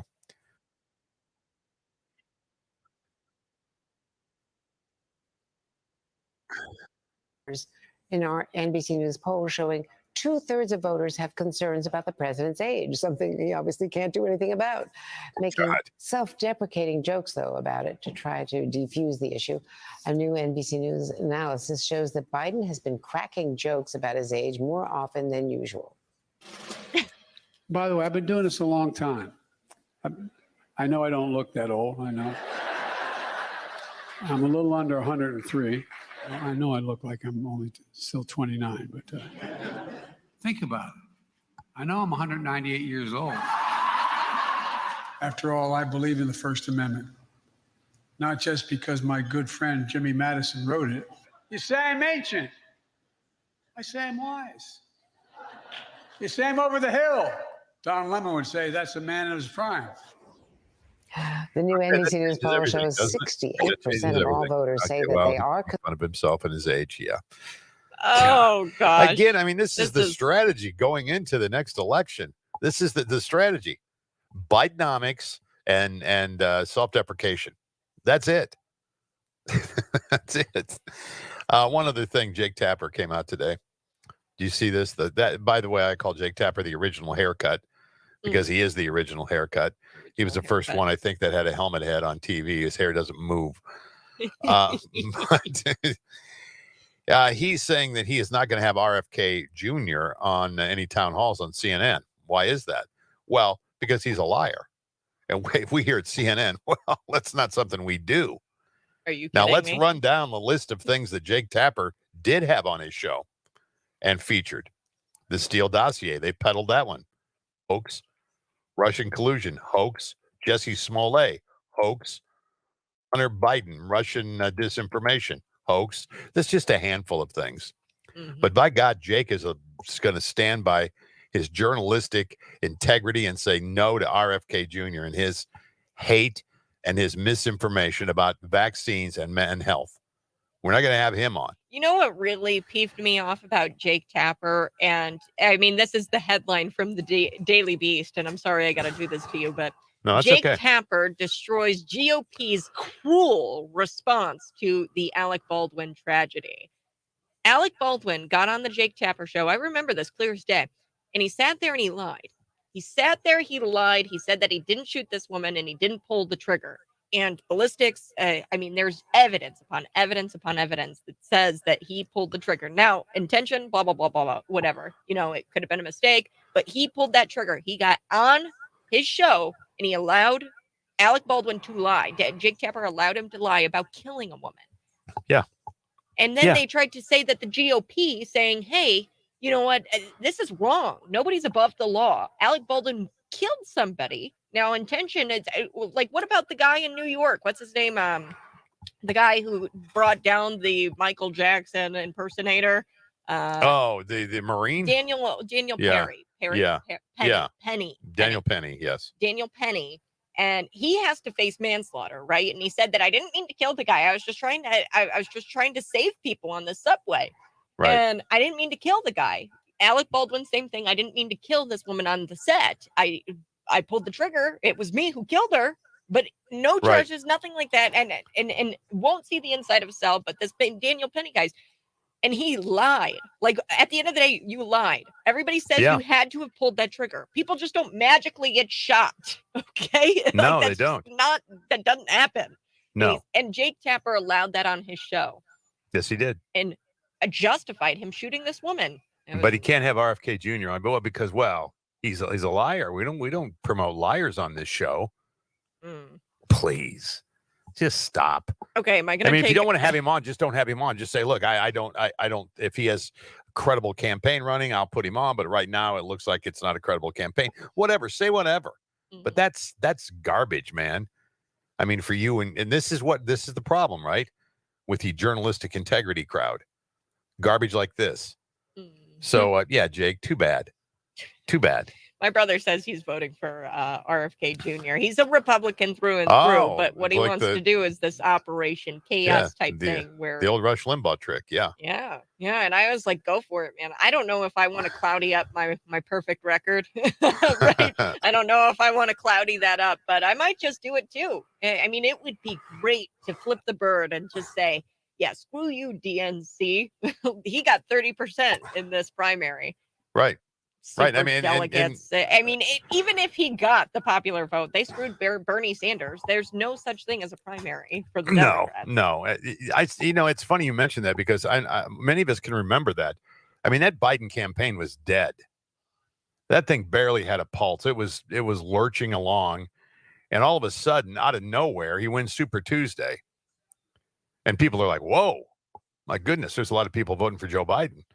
It's like, how did all of this, again, that's a book unto itself, I'm sure. But man, Jim Clyburn endorses him and all of a sudden everything just blows up. It just explodes. I don't know. And there's a lot of people standing around going, well, I don't know what just happened here. I remember sitting there watching it. But the results on Super Tuesday when they were coming in, it's like, Joe Biden keeps winning these states. What? Joe Biden? Joe Biden? How does that happen?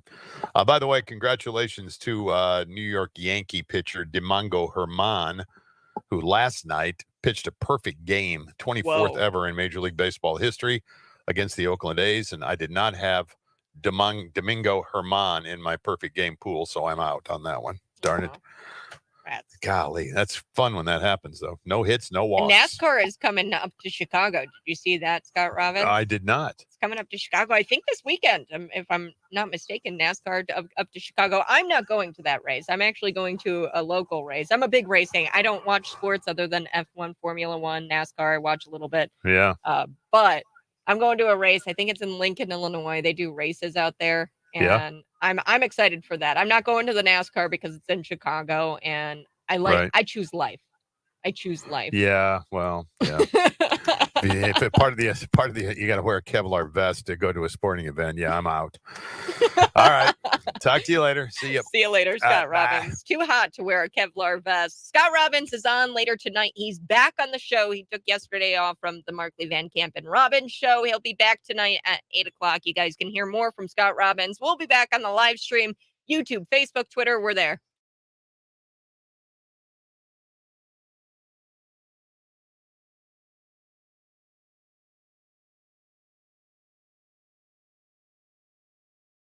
Good morning. Hey, thanks so much for tuning in. If you guys are watching right now, go ahead, smash that like button. So one thing that I wanted to bring up today was Bidenomics, and I just want to run through the reality of the Bidenomics situation here, okay? And numbers don't lie. That's the thing. Reality is true. There's numbers, and we can point this out. So here I have the reality of Bidenomics.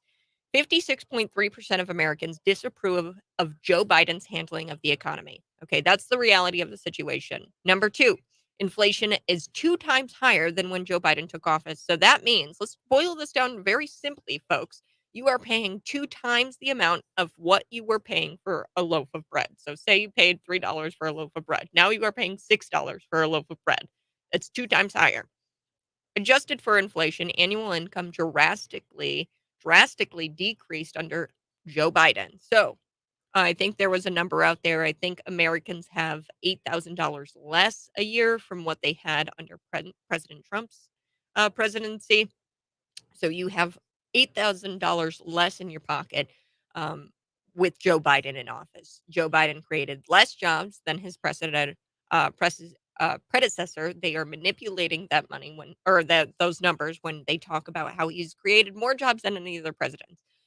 The jobs that came back from the pandemic don't count. Unemployment ticked up, actually, in the latest jobs report with 440,000 newly unemployed people. So the numbers don't lie. Bidenomics is not really tremendous. It doesn't have it has an impact, and it's a negative impact, and it has a tremendous negative impact on the American people.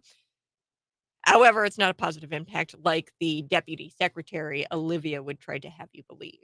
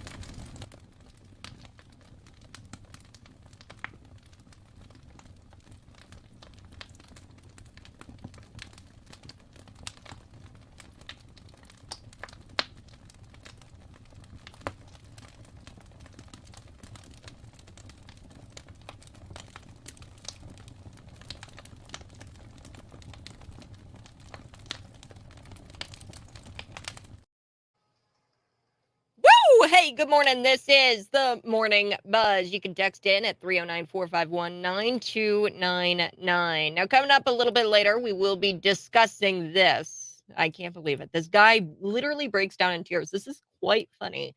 This guy breaking down in tears when the police arrest this man who threatened his family. So this guy, his family was threatened, and the cops show up. They arrest the guy who threatened his family, but the guy breaks down in tears, who was just threatened by this man, and he says he's gonna think it's because he's black. Yes. So if you're at the park with your family, a guy comes up to you, threatens to kill you and your family, you are at the very least calling the cops. So that's what this guy did.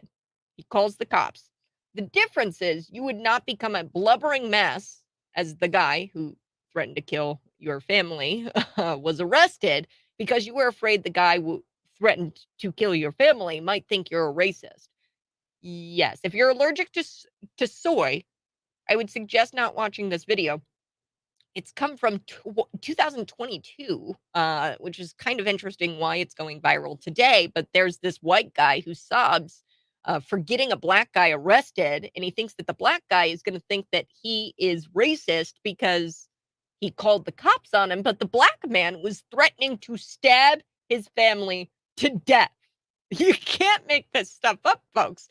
I've got the audio of this guy blubbering. I mean, he's a blubbering mess and he's telling this black cop, it's a woman cop, and this woman cop is just like, you got to be kidding me right now. Do I really have to tell you, dude, Mr. Soy McSimp? Like, do I have to tell you that this guy threatened to kill your family? That's why you called 911? You were right in calling 911. And I'm right in arresting this guy. Doesn't matter what his race is. He threatened to kill you. So I'm going to be playing that here. The guy was a blubbering mess. Could you imagine being this man? No, because it's complete insano. And I don't know, a guy breaking down in tears when the police arrest a man who literally threatened his family because he thinks that the black guy is going to think he's racist. 309-451-9299. You can text in. Also, we'll be talking about the ANHEUSER-BUSCH CEO giving the first ever interview addressing Dylan Mulvaney, the controversy there, and the way he addresses it is by refusing to address it. Funny. I'll be back.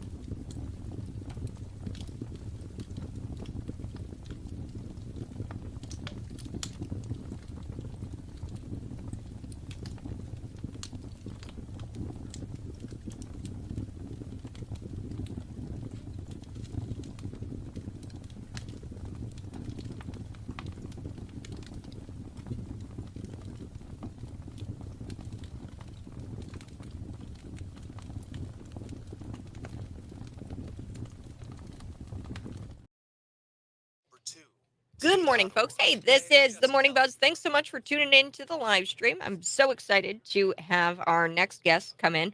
Her name is Regan Deering. And Regan Deering will be running as a state representative, I believe, in the is it the 88th? Here we go. Regan, can you tell us where you're running in? And we're going to be back here for the radio folk in just a little bit, but tell us where you're running out of. Well, good morning, Kat. Thanks for having me join you. I am a candidate for the 88th House District. So I live in Decatur, in the southwest edge of the map, and it includes Macon County, Piatt County, DeWitt County, and McLean County.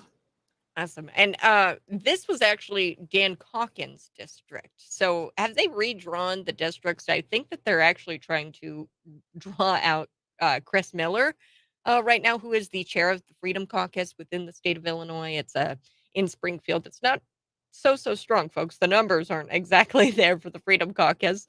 I think it's about, I don't know, 7 to 10. Let's say 7 to 10 people in the Freedom Caucus. I have no idea how many people are actually in there, but it's smaller because it's super majority Dem.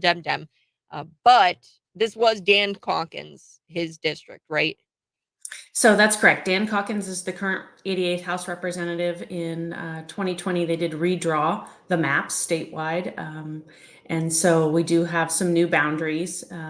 During this map, the 88th and the 101st were sort of combined and revisited. So they mapped two Republicans in together.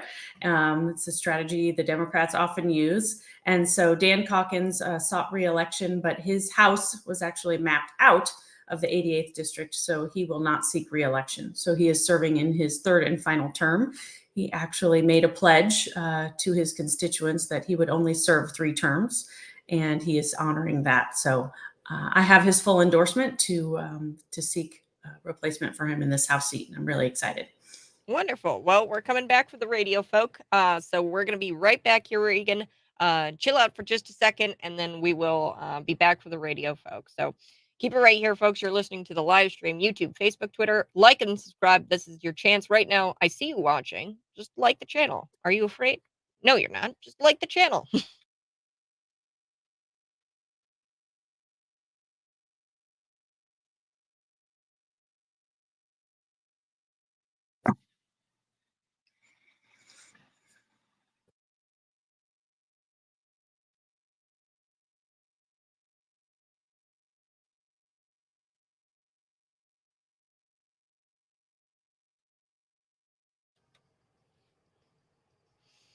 Good morning, folks. This is the Morning Buzz. ANHEUSER-BUSCH, the CEO, giving the first ever interview after this whole Dylan Mulvaney controversy. Look, I don't think that ANHEUSER-BUSCH is going to make it here, folks. This is an act of desperation. This is truly an act of desperation. He's trying to address people on a national scale. But how does he address the controversy with Dylan Mulvaney being hired on as a promotional spokesperson? This is the transgender kid who have said that he normalizes the bulge, whatever, runs around in female shorts and says that he's a woman. In reality, he's a man. Yes. So the ANHEUSER-BUSCH CEO, he addresses this on national TV, but how does he address it? By not addressing it. He refuses to answer the question, hey, was this a mistake? And he refuses to answer that question. We're going to get to that. Also, Joe Biden. I have this genius video out there. I had to go back into the Wayback Machine, find it. Joe Biden demanding harsher penalties for people who use crack cocaine. Well, that's interesting because his son is a perpetual user of crack cocaine. He's a prostitute enthusiast, and he's a expert in racial slurs. That's Hunter Biden. So I don't know. Is Senator Joe Biden different from President Joe Biden? Does he feel the same way in cracking down on crack as he did, 40 plus years ago? I would think. 309-451-9299. And as always, I've got a very special guest in studio, and she is welcome back anytime, Regan Deering, because she is a great candidate in the 88th House District. Now, you're probably wondering, 88th House District? And Dan Calkins in that district? Yes, he is. He is in that district. Now, he made a promise to not run. And folks, we're all about term limits, right? We're all about, hey, do your time, serve it. Thank you for your service, Dan Calkins, in that district. He's a great state rep. A friend of the show, friend of the program, Cities 92.9, friend of the station. And he said, "Look, I'm not running for a third time. I'm not doing it. I'm stepping out. I'm not going to become a career politician." Dan Brady. Sorry. I got the smoke in the air. I'm telling you, Dan Brady. No. That's my feelings, folks. I'm not for a career politicians. I'm just not. I'm over it. I'm over it. So Dan Calkins stepping out and saying, "Hey, you know what? Not running a third time." That's admirable. That's something that a state representative should do. But Regan Deering has his full endorsement, and she's joining me here right now on the program. Regan, thanks so much for joining me. Let's talk about, I think we're on the docket today. We're talking about the gas prices, because come July 1st, what should we expect? Yeah, you're absolutely right. Thank you for having me, first and foremost. I'm excited to join your listening audience today. Yeah, July 1st, which will be this Saturday, we're getting the kicking in of the automatic now renewal of an additional gas tax. So we're looking at another 3.1 cents added to our gas at the pump. Doesn't seem like a lot, but you know, that's what we keep doing, is dripping taxes on layer after layer. And you know, Illinois families are feeling it.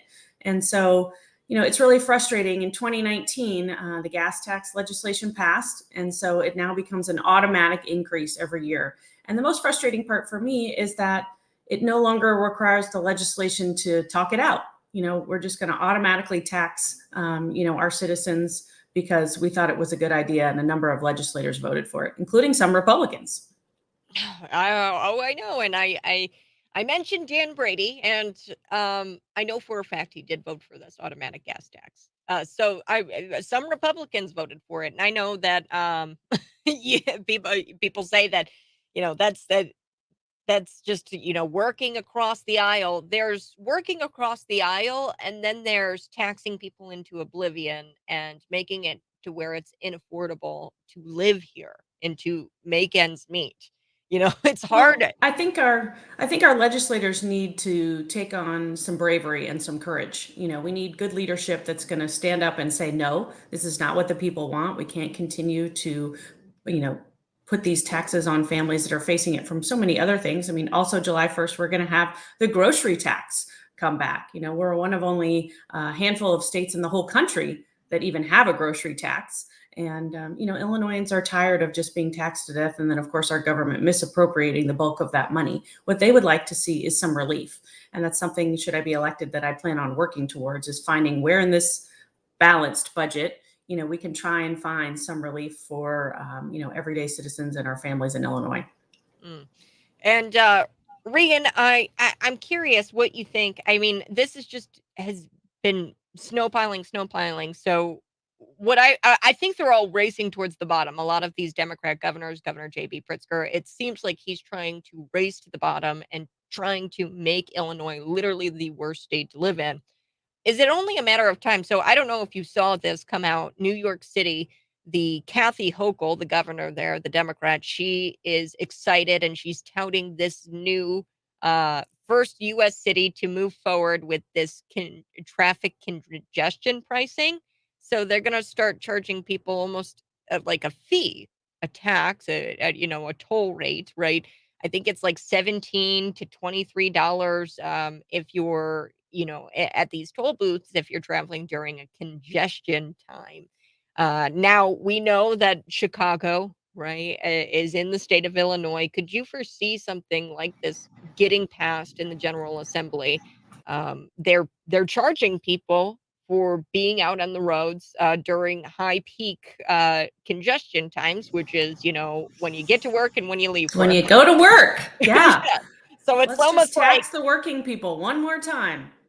Yeah, Yeah, you're absolutely right. The state of Illinois is leading the way in many unpopular categories. And, you know, I think the frustration level is really coming to a peak. It was very frustrating for me to see J.B. Pritzker get reelected last election cycle when, you know, every piece of legislation that seems to be working its way against the people and really kind of focusing on values that are not what, you know, average families want in Illinois, just keep getting passed, and he's happy to sign them. And so I think that people are really starting to pay attention. One of the things we've talked about on the campaign trail is getting people engaged. We can't sit on the sidelines anymore because they are just continuing to come for hardworking citizens. I mean, to your point, in New York, we've got a tax on sitting in traffic. Do they not want people to go to work? You know, is this kind of one more step in the design of making people reliant on the government just so they can continue to control the masses? So it's frightening. I wouldn't be surprised if something like that comes through in Illinois. I've heard them talk about, you know, mileage tax or usage tax. You know, we've got truck drivers, we've got farmers, we've got, you know, people commuting to work, and it will just be one more burden for our families. And so we need to start talking about leadership, and we need to start electing officials that are going to stand in there and say, no, this is not what our families need. Let's work back legislation that makes good sense. Right. And one thing I also want to ask about is, you know, I think there's a big problem in Springfield right now where, I mean, our budget is just a mess, right? But where our money for the roadways, like all of our tolls, all of the taxes from the gas, right? I thought that that was all supposed to be going towards the roadways, and it's just not. Okay. So is there something that you could do as a state legislator to ensure that things like the gas tax, if we're going to have this continuous gas tax, and if we're not going to get rid of it, and it feels like at this point with the supermajority, we won't be able to get rid of it. Is there something we can do to ensure that at least the taxes that they're burden or like that we have the burden with go towards things like the roads? Yeah, no, you're absolutely right. I mean, I am in Decatur. We have a local municipal gas tax too that is supposed to be building up for our roads. And, you know, some of it ended up subsidizing a new gas station that was coming in on our interchange. So while I can see the benefit to that, because, you know, we are on a really high traffic commute area, people are complaining about, you know, their roads that they're getting to and from in our actual city. So, you know, when you have that combination of local roads, state roads, federal highways, you know, all coming into central Illinois, sometimes it's everybody pointing the finger at someone else on who's supposed to pay for these things. But certainly in our legislation, there does need to be specific language that ties those dollars and doesn't allow, you know, sort of the side door spending that is, you know, is happening so often with our tax dollars. I mean, we was just talking with someone yesterday about education and how our lottery dollars are supposed to be, you know, funding public education, and there seems to be not enough money to do that. So I think that legislators have that responsibility of tightening up the language in these bills, so that if we're going to have these, you know, taxes incurred by our citizens, we need to actually put them towards what we're advocating for. Yeah. Road tax should go to roads. Yes. And there's one tax that we haven't really even talked about yet here. We're talking with Regan Deering. She's running in the 88th House District. That's Dan Calkins' old district. She has the full endorsement of Dan Calkins, who promised not to run for re-election after 3 years of service, and he's fulfilling that promise. Now, J.B. Pritzker says this about the grocery tax. Quote, I would like very much to eliminate entirely the grocery tax, but it is a matter of local governments and what they do if they didn't have that income as a result of the grocery tax. So can you unpack that here for me? So he says that it's a matter of local government. So is that our municipalities who have to do away with it? I don't understand what he's saying here, because it's a grocery tax that goes to the state, right?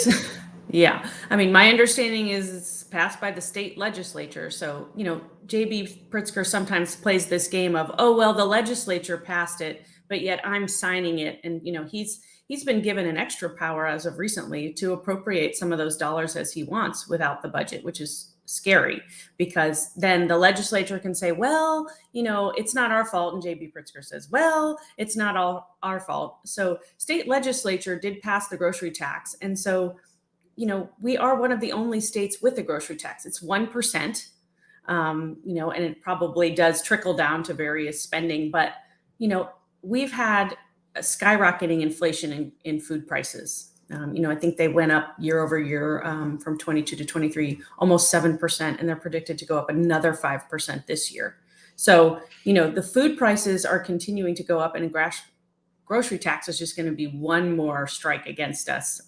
You know, so It's nickel JB and diming. Pritzker is in full control. If he wanted to have the legislature come into, session and talk about eliminating the grocery tax, I'm pretty sure it could get done. Right. And one more thing that JB says here when he was asked about the grocery tax, he says, quote, I now hear often Republicans complaining about the grocery tax and it being reimposed. But these are the same folks who don't have a solution for, well, how do you reimburse local governments there? So again, I don't understand how the municipalities play in on this. The municipalities, they have their local taxes that they do. This is on top of, like, this is going to the state. This is passed by the state. The grocery tax goes to the states. Now, like you said, he's doing something very unconstitutional where he can, and it's not even budgeted. It's not in the budget where he just distributes money wherever he wants. Right. Well, it's the same, this grocery tax that he's, claiming is so unpopular. It was an election play by him because it was supposed to go into effect in July, and he delayed it conveniently through the election, and it's come into effect. I'm sorry, the gas tax was what he delayed in July, automatic from last year to January, so he could get through the election. I think you remember he wanted the gas pump owners to put stickers on their pumps saying, hey, our governor is doing us a relief favor. But here it is, come right back after he got elected. And now we're talking about a grocery tax as well. So, I think that people are just tired of the gamesmanship and the back and forth. And our legislators need to get courageous, and they need to get brave, and they need to start talking about how we can provide relief for families. There are a handful of states who do have a grocery tax, but then offer a waiver, for example, for low income families.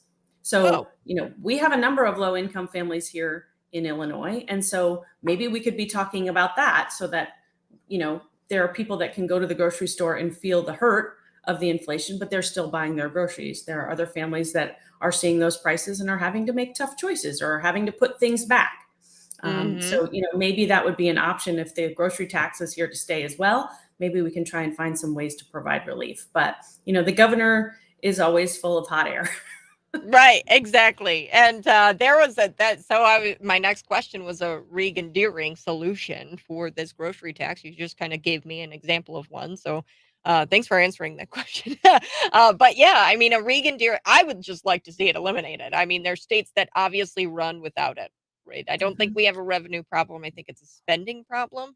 1,000%. 1,000%. I mean, we were in Downs yesterday at a local game day establishment, and was talking to the owner about his number one concern is taxes. They're trying to pay their food costs. They're getting taxed on their businesses. They do have some gaming stations, which seems to be a hope for trying to drive in some more revenue, but most of those dollars don't go to the owner of the establishment. They're again into the states, and then they're charging more for the fees of having the gaming's in your establishment. So it's, to your point, it's not a revenue problem. It's for sure a spending problem.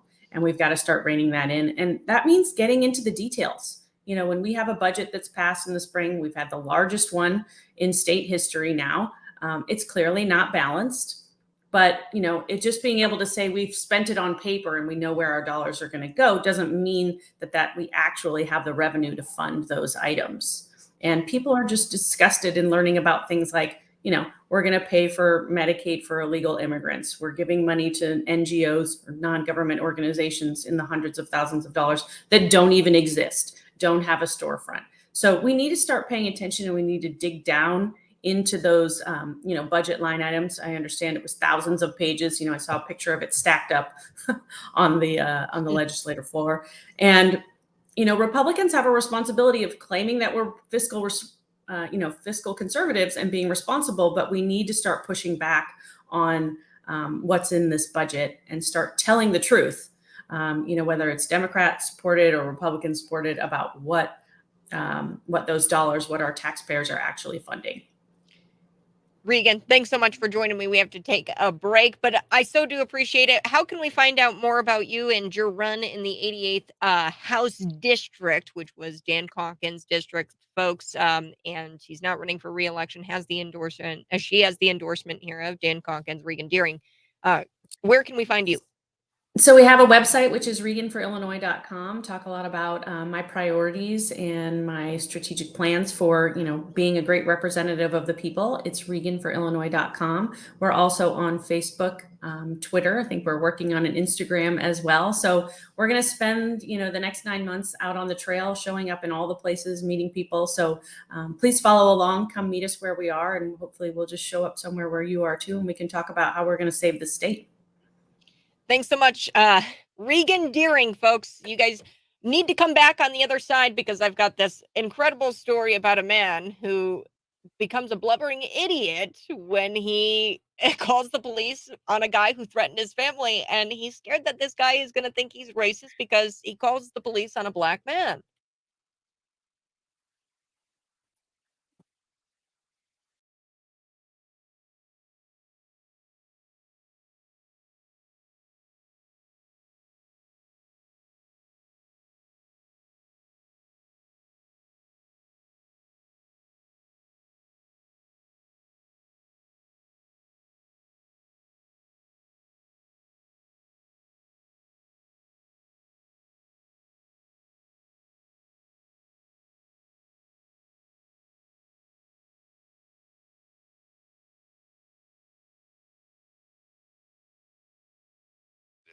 If you're watching right now, please subscribe to the channel, subscribe to the YouTube channel, also smash that like button. We're going to be back. We're going to be talking about a man who called the police on another man. This man was threatening his family. So if you're in the park with your family and a guy comes up to you and threatens to kill you and your family, you're at the very least probably going to call the police. So that's what this guy did. Duh. The difference is that you probably wouldn't become a blubbering mess as the guy who threatened to kill your family was arrested because you were afraid the guy who threatened to kill your family uh, might think you're a racist. So if you're allergic to soy, I don't recommend watching this video, but I'm going to play it here for us coming up on the other side of this commercial break here for the radio folks. An armed man threatened to kill his family. So what did Soy McSimp do and think the cop was going to do when he called 911? I don't understand. Like, you're going to arrest this guy. He threatened to kill you. Are you going to tell the man to go sit in a corner, give him a detention, drop him off at the subway, and give him a copy of Michael Jackson karaoke? Right? So, like, what do you think this guy is going to wind up? He's going to be wind up in cuffs. Like, that's duh. He threatened your family. The cop even tried reasoning with Mr. Soy here and asking him if the homeless guy who threatened to stab his family to death did what Soy Boy said he did. And there was no calming this guy down. He was blubbering. He was crying. The saddest thing about this is that it wasn't performative. He wasn't on TikTok. This was an actual, like, body cam footage. So Mr. Soy McSimp here didn't even know he was performing for an audience for the entire internet, right? He legit had an existential crisis over whether his white privilege was showing in a way he did not want his family to be stabbed to death just because this unhoused homeless person who threatened to murder his family was also black, right?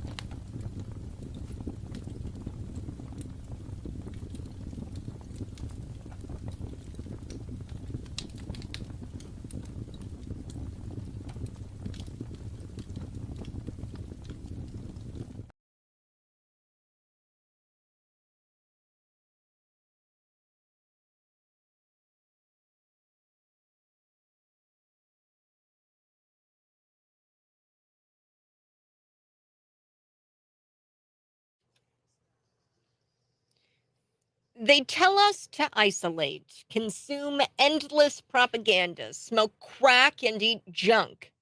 We're told we're empowered if we let ourselves go. But racist for staying fit don't accept their body positivity lie. There is no nobility in being feeble, independent, be a rebel, exercise. So this just in, the body mass index categorization. So this is a BMI. Has always been a very typical way to tell if you're obese or not. Okay, so your BMI is crucial, and according to the American Medical Association, this is the American Medical Association. They say that this is racist and that this measuring system is wrong, and they're calling for, quote, alternative measures to diagnose obesity instead. A country is as strong as its citizens. This is what President John F. Kennedy said in 1962. Our pop culture tells us to isolate, consume endless propaganda, to smoke crack, to eat junk. We're told that we're empowered and that we are powerful if we let ourselves go, and that we're racist for staying fit and having a lower BMI. The lower your BMI, the healthier you are. Just, that's just the facts, okay? Don't accept their body positivity lie. There is no nobility in being feeble and dependent on the government, okay? And look, be a rebel, exercise, eat well. Don't listen to them. I can't believe that the American Medical Association came out and said that BMI is racist. What? I almost can't believe that as much as I can't believe this here on the Morning Buzz. This guy breaking down in tears when the police arrested a man who threatened his family. He said he's going to think it's because he's black. So, story time. Imagine you're in the park with your family. A guy comes up to you, starts threatening to kill you, threatening to stab you and your family. At the very least, what you're going to do, any normal thinking person is going to do, is call the cops. If somebody comes up to you and starts to threaten you and starts to say, I'm going to kill you. So that's what this guy did. This guy calls the cops. The difference is you would not, most likely, if you're in the park and this guy's threatening to kill your family, you would not become a blubbering mess as the guy who threatened to kill your family was being arrested because you were afraid the guy who threatened to kill your family might think you're racist. Yes, this happened. And if you're allergic to soy, here's your warning, warning, warning. Don't listen to this because most likely you're going to cry. You're going to start crying. This white guy here is sobbing because this black guy is getting arrested. This black guy is getting arrested because this guy was threatening to stab the white guy's family. Let's take a listen. And folks, this isn't like fake. This is a body cam. This is body cam footage. So this isn't somebody just trying to do something for clicks and trying to virtue signal. What's really sad about this is this guy actually feels sad and scared of his white privilege showing. He actually thinks that his white privilege is the reason why he called the police. And that's just not true. It might be because the guy threatened to stab you and your family. Let's take a listen. He was arrested and charged with simple assault and terroristic threats. Following his arrest, he was transported to the DeKalb County Jail. Let's go to the squad car, please. Okay. Why is it happening? I'm being arrested? Yes. For what? For what? I'll be with you just 1 second. Mm-hmm. But still, I will need for you to fill out a statement for him. I don't want him arrested. I just want him to leave us alone. I know, but he had a weapon on him, and it was terrorist threats. Brandishing is not a crime with a knife. Brandishing is only a crime for a gun. Terroristic threats, though, sir. Because he said die to me and had his knife out? What? All that was done. The threats, everything. Let me get a statement. If I thought you were going to arrest him, I wouldn't call. I just wanted to leave us alone. I understand, but we still have a job to do. Now he's gonna think I'm doing this because I'm white and he's black. Oh my gosh. Or he's homeless and I'm not. I don't want that. But did he do what he did? Yeah, but I don't want him thinking I did it because he's in whatever situation he's in. I just want him to leave us alone. I doubt that. I'll be right back, okay? Wow. So this is an African American cop, a woman, right? She's black, and she's trying to calm this man down. He's blubbering because the cops came after this guy started to threaten him and his family. And he naturally called the cops, right? Because that's a natural thing. This guy is threatening you. You call the cops. But then the cops do this thing where they arrest him, and then he starts crying, and he's like, I thought that you weren't going to arrest him because, like, I thought that, like, he's gonna think I'm racist. That's what this guy was doing. He was blubbering, folks. This is insanity. An armed man threatened to kill you and your family. What did you think was going to happen, Soy Mix Simp, when you called the cops, when you called 911? Were they going to tell the guy, hey, we need to separate you guys for a little bit. We are going to give him a detention. We're going to sit him in the corner. He needs a timeout. No, they're going to arrest the guy. Like, the cop even tried reasoning with Soy Mix Simp here. And he was asking the homeless guy, asking him if the homeless guy who threatened to stab him and his family did what Soy Mix Simp said he did.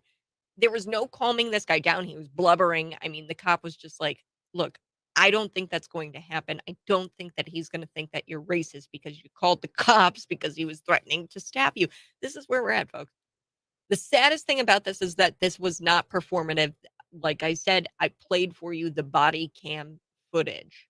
You can see it here on YouTube, Facebook, the body cam footage. This wasn't somebody on TikTok trying to solicit likes and follows. This guy didn't know he was performing for an audience for the entire internet. He legit had an existential crisis over whether his white privilege was showing in a way he did not want he didn't want his family stabbed to death, and he was afraid that his white privilege would show because he called the cops on this unhoused homeless person. Unhoused, right? He's a homeless person who threatened to murder him and his family, and he just so happened to be black, folks. Man, I don't know. That shocked me. It blew me away after watching that. This guy actually crying because the guy wound up being arrested. 309-451-9299. You guys can text in, be a part of the show. I'll be back. There's one thing that I want to run through is the ANHEUSER-BUSCH CEO. For the first time ever, he addresses the nation on TV about the Dylan Mulvaney controversy. But guess how he addresses it? He refuses to address it, and he refused to acknowledge that he made a mistake. That's next on the Morning Buzz.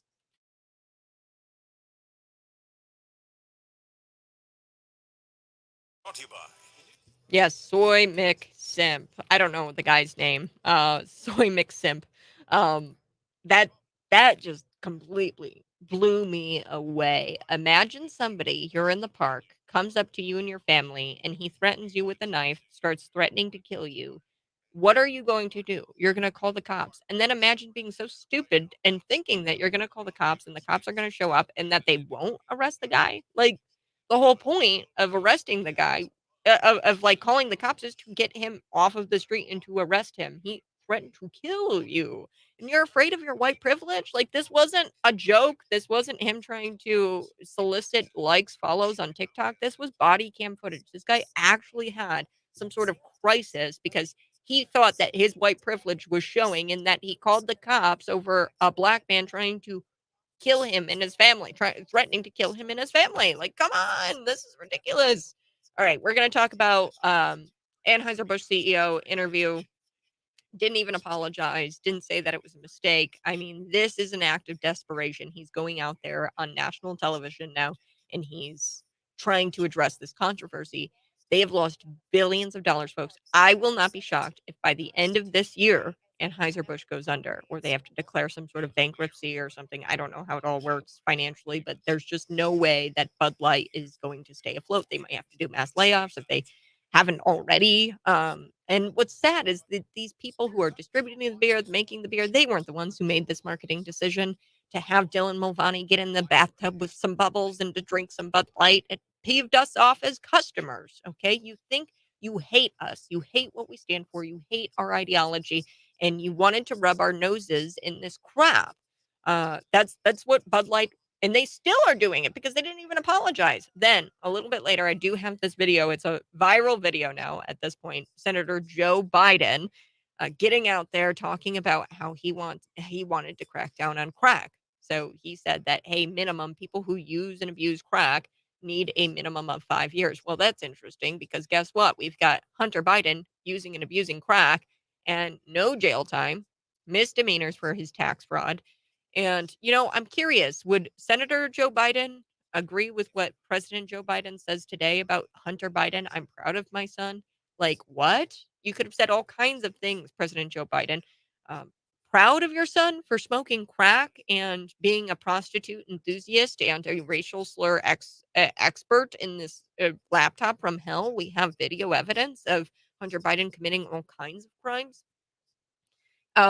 Why did Senator Joe Biden have such a different take on the world? I don't know. But Joe Biden actually demanding harsher penalties for crack. That's what he was all about, folks. Not that long ago, 40 years ago, I think, probably somewhere around there, 1960s. I don't know, 70s. I don't know how old Joe is. But we're going to talk about that. Did you hear Fauci? He got a new gig, folks. He's a professor now at Georgetown. He's a distinguished professor at Georgetown Medical School. While he's going to be raking in a $400,000 a year pension. Now, I've got this really funny video of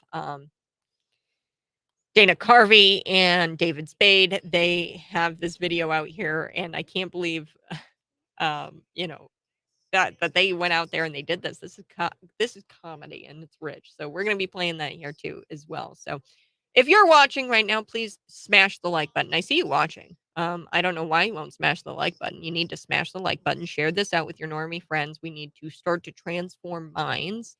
And the way we do that is by you subscribing to the channel, liking and sharing the video. It's very simple. It's very simple. All you have to do is like the channel right now. I'm not going to BS you right now. That's the only way we stay on the air is if you interact with the program. So we're going to be back. We're going to talk about that. A couple of other things. Bidenomics. You're probably wondering what is Bidenomics? Well, Bidenomics. I can run through what Bidenomics is for you. I have the receipts. We know what Bidenomics is. 56% of Americans, they disapprove of Joe Biden's handling of the economy. Inflation is up 2 times higher than when Joe Biden took office. Adjusted for inflation, annual income drastically decreased under Joe Biden. So I think the numbers there are about $8,000 less in your pocket every single year that Joe Biden has been president. Joe Biden created less jobs than his predecessor. Donald Trump. The jobs came back from the pandemic. Those don't count, okay?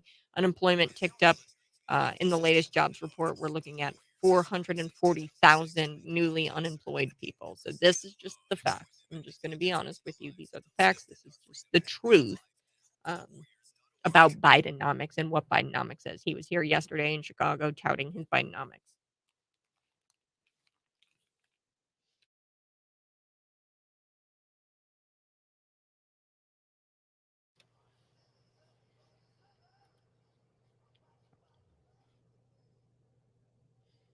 A little bit later in the show, Senator Joe Biden, he used to demand harsher penalties for people using and abusing crack. Senator Joe Biden saying all of these things about harsher penalties. Minimum, you need to serve 5 years if you use and abuse crack. But, that's interesting. Hunter Biden smokes crack all day long, and he gets a pass. Why? I don't know. Because your daddy is rich, powerful politician. That's why you get a pass. But Joe Biden himself, your dad, says that there needs to be harsh penalties for people who use crack. So we're going to be talking about this here coming up in just a little bit. But I did want to give you a pro tip. Now, listen, if you're a CEO of a company with the largest marketing debacle in history, one that costs your company actually tens of billions of dollars, and you agreed to address this controversy, you agreed to address the debacle on a national-wide television show. If you're not going to address the controversy, don't go on the show. That's a tip, okay? If you're not willing to even address the controversy, address the fact that you made a mistake there, Brendan Whitworth, That's his name. Brendan Whitworth is the CEO of Anheuser-Busch, and he appeared on CBS Mornings. Here's how it went. Let's take a listen. Here we go.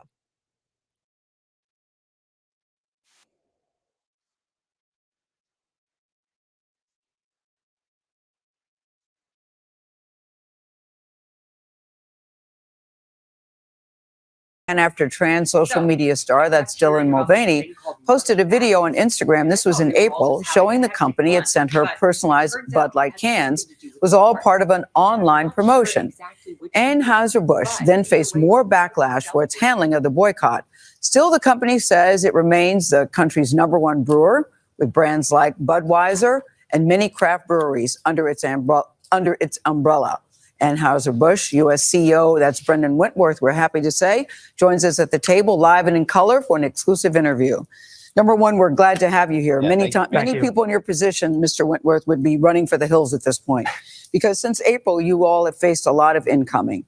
How and why did it go so off the rails? Because that certainly wasn't your intention when you did one can to one person. Yeah, it's been a challenging few weeks. And I think the conversation surrounding Bud Light has moved away from beer. And the conversation has become divisive. And Bud Light really doesn't belong there. Bud Light should be all about bringing people together. And there's been impact on the business. And I think that's publicly covered on Bud Light specifically. Yeah, so what was your intention? Take us to the beginning. What was your intention? What were you all trying to do here? And you've done this before, these promotional campaigns. Yeah, it was, just to be clear, it was a gift. And it was one can. But for us, as we look to kind of the future and we look to moving forward, we have to understand the impact that it's had. And like I said, that impact has taken place. But it's the impact on our employees, the impact on our consumers, and as well, the impact on our partners. And I think one thing that I'd love to make extremely clear is that impact is my responsibility. And as the CEO, everything we do here, I'm accountable for. Given the moment we're in, this moment in America with trans issues at the top of the Republican social or conservative political agenda, knowing what you know now, if you could go back, would you send this can to this one person again?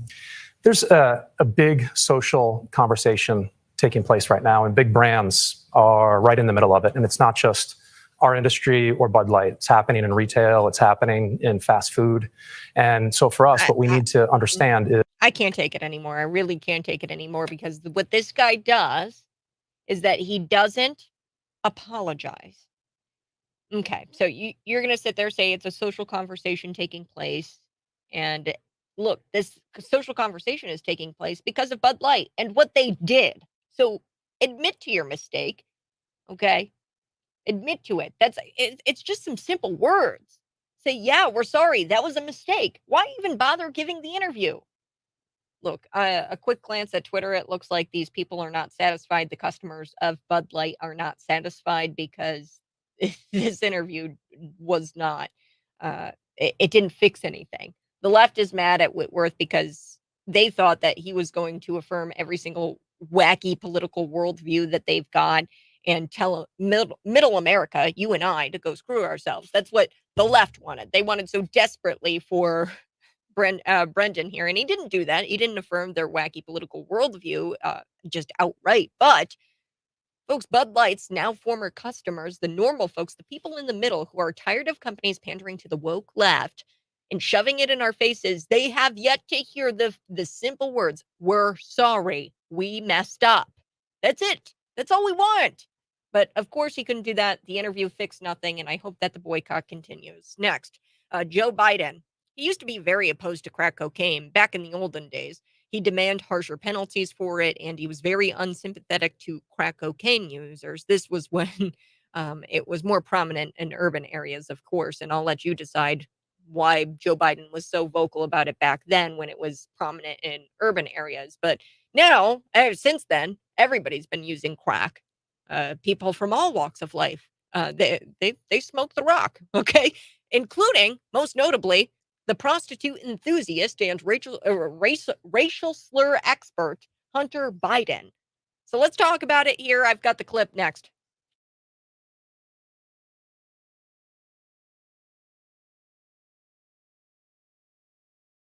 I'm really mad about the Bud Light thing. It's like, you could have fixed this, man. all you had to do was say, "I'm sorry." Uh, right? That's it. That's all you had to do was just say, "We screwed up. I'm sorry." We might get to the video here. We played it earlier in the show. And this is just everything. This makes my life. It's David Spade and another comedian I don't know as well, Dana Carvey. And they talk about Fauci.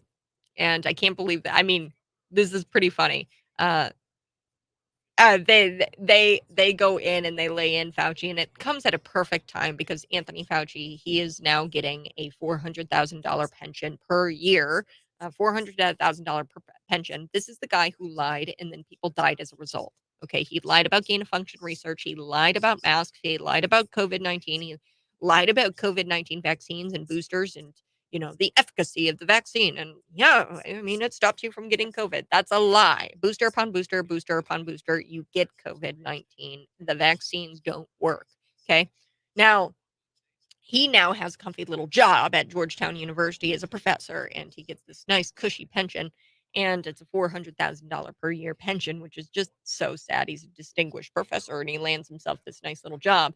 So this comedy bit that these two guys do, David Spade, whom I love David Spade. It's really funny.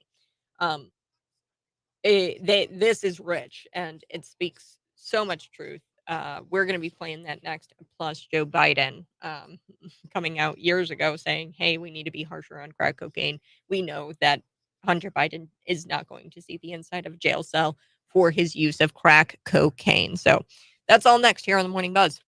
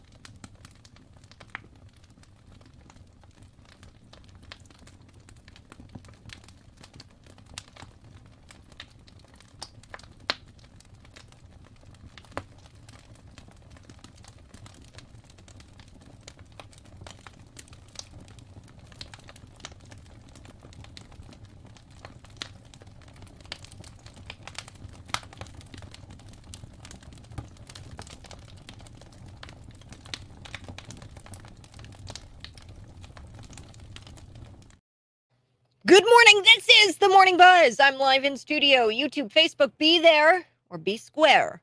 Like, subscribe, share the channel out with your friends, your normie friends. Now, back in the olden days, let's go back into the Wayback Machine. Joe Biden here, he used to be very opposed to crack.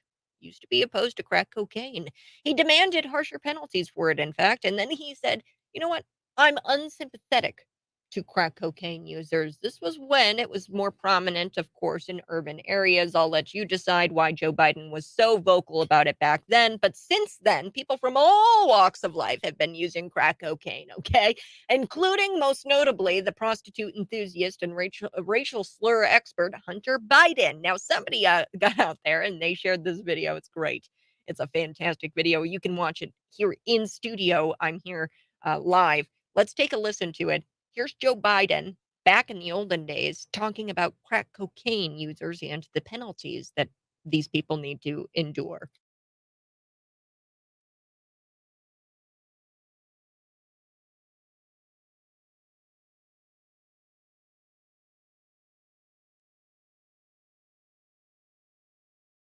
Leadership of Senator Thurmond and myself and others, a law that says if you're caught with that, you go to jail for 5 years. You get no probation. You get nothing other than 5 years in jail.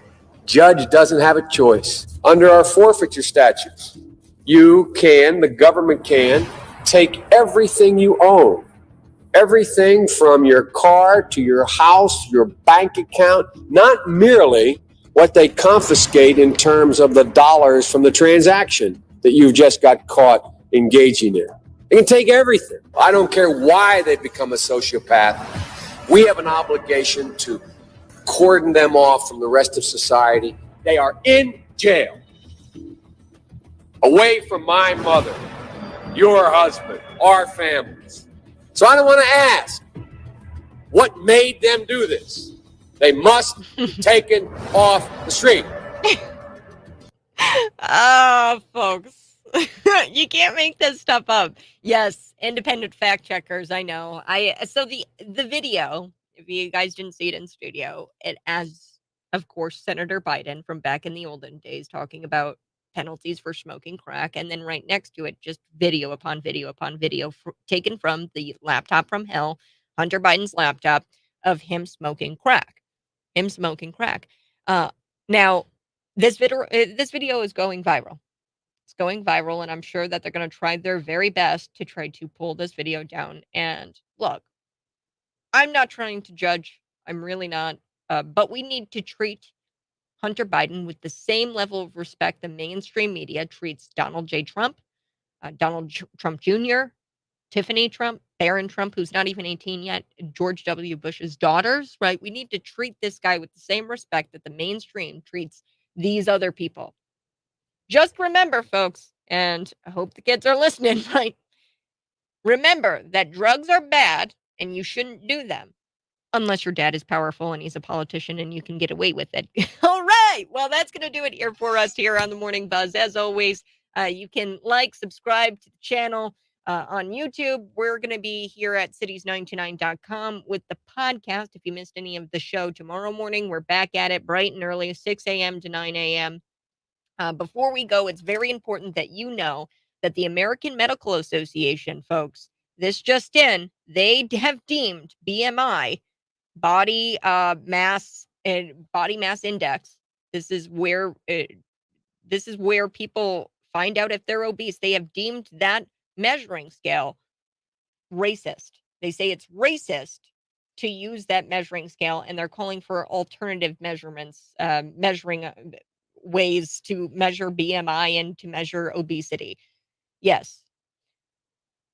It's not empowering to be feeble. It's not empowering to be dependent. It's not.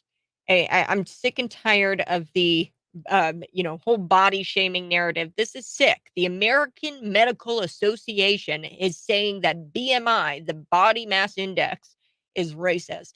You guys have a great rest of your day. Bye-bye. Love you.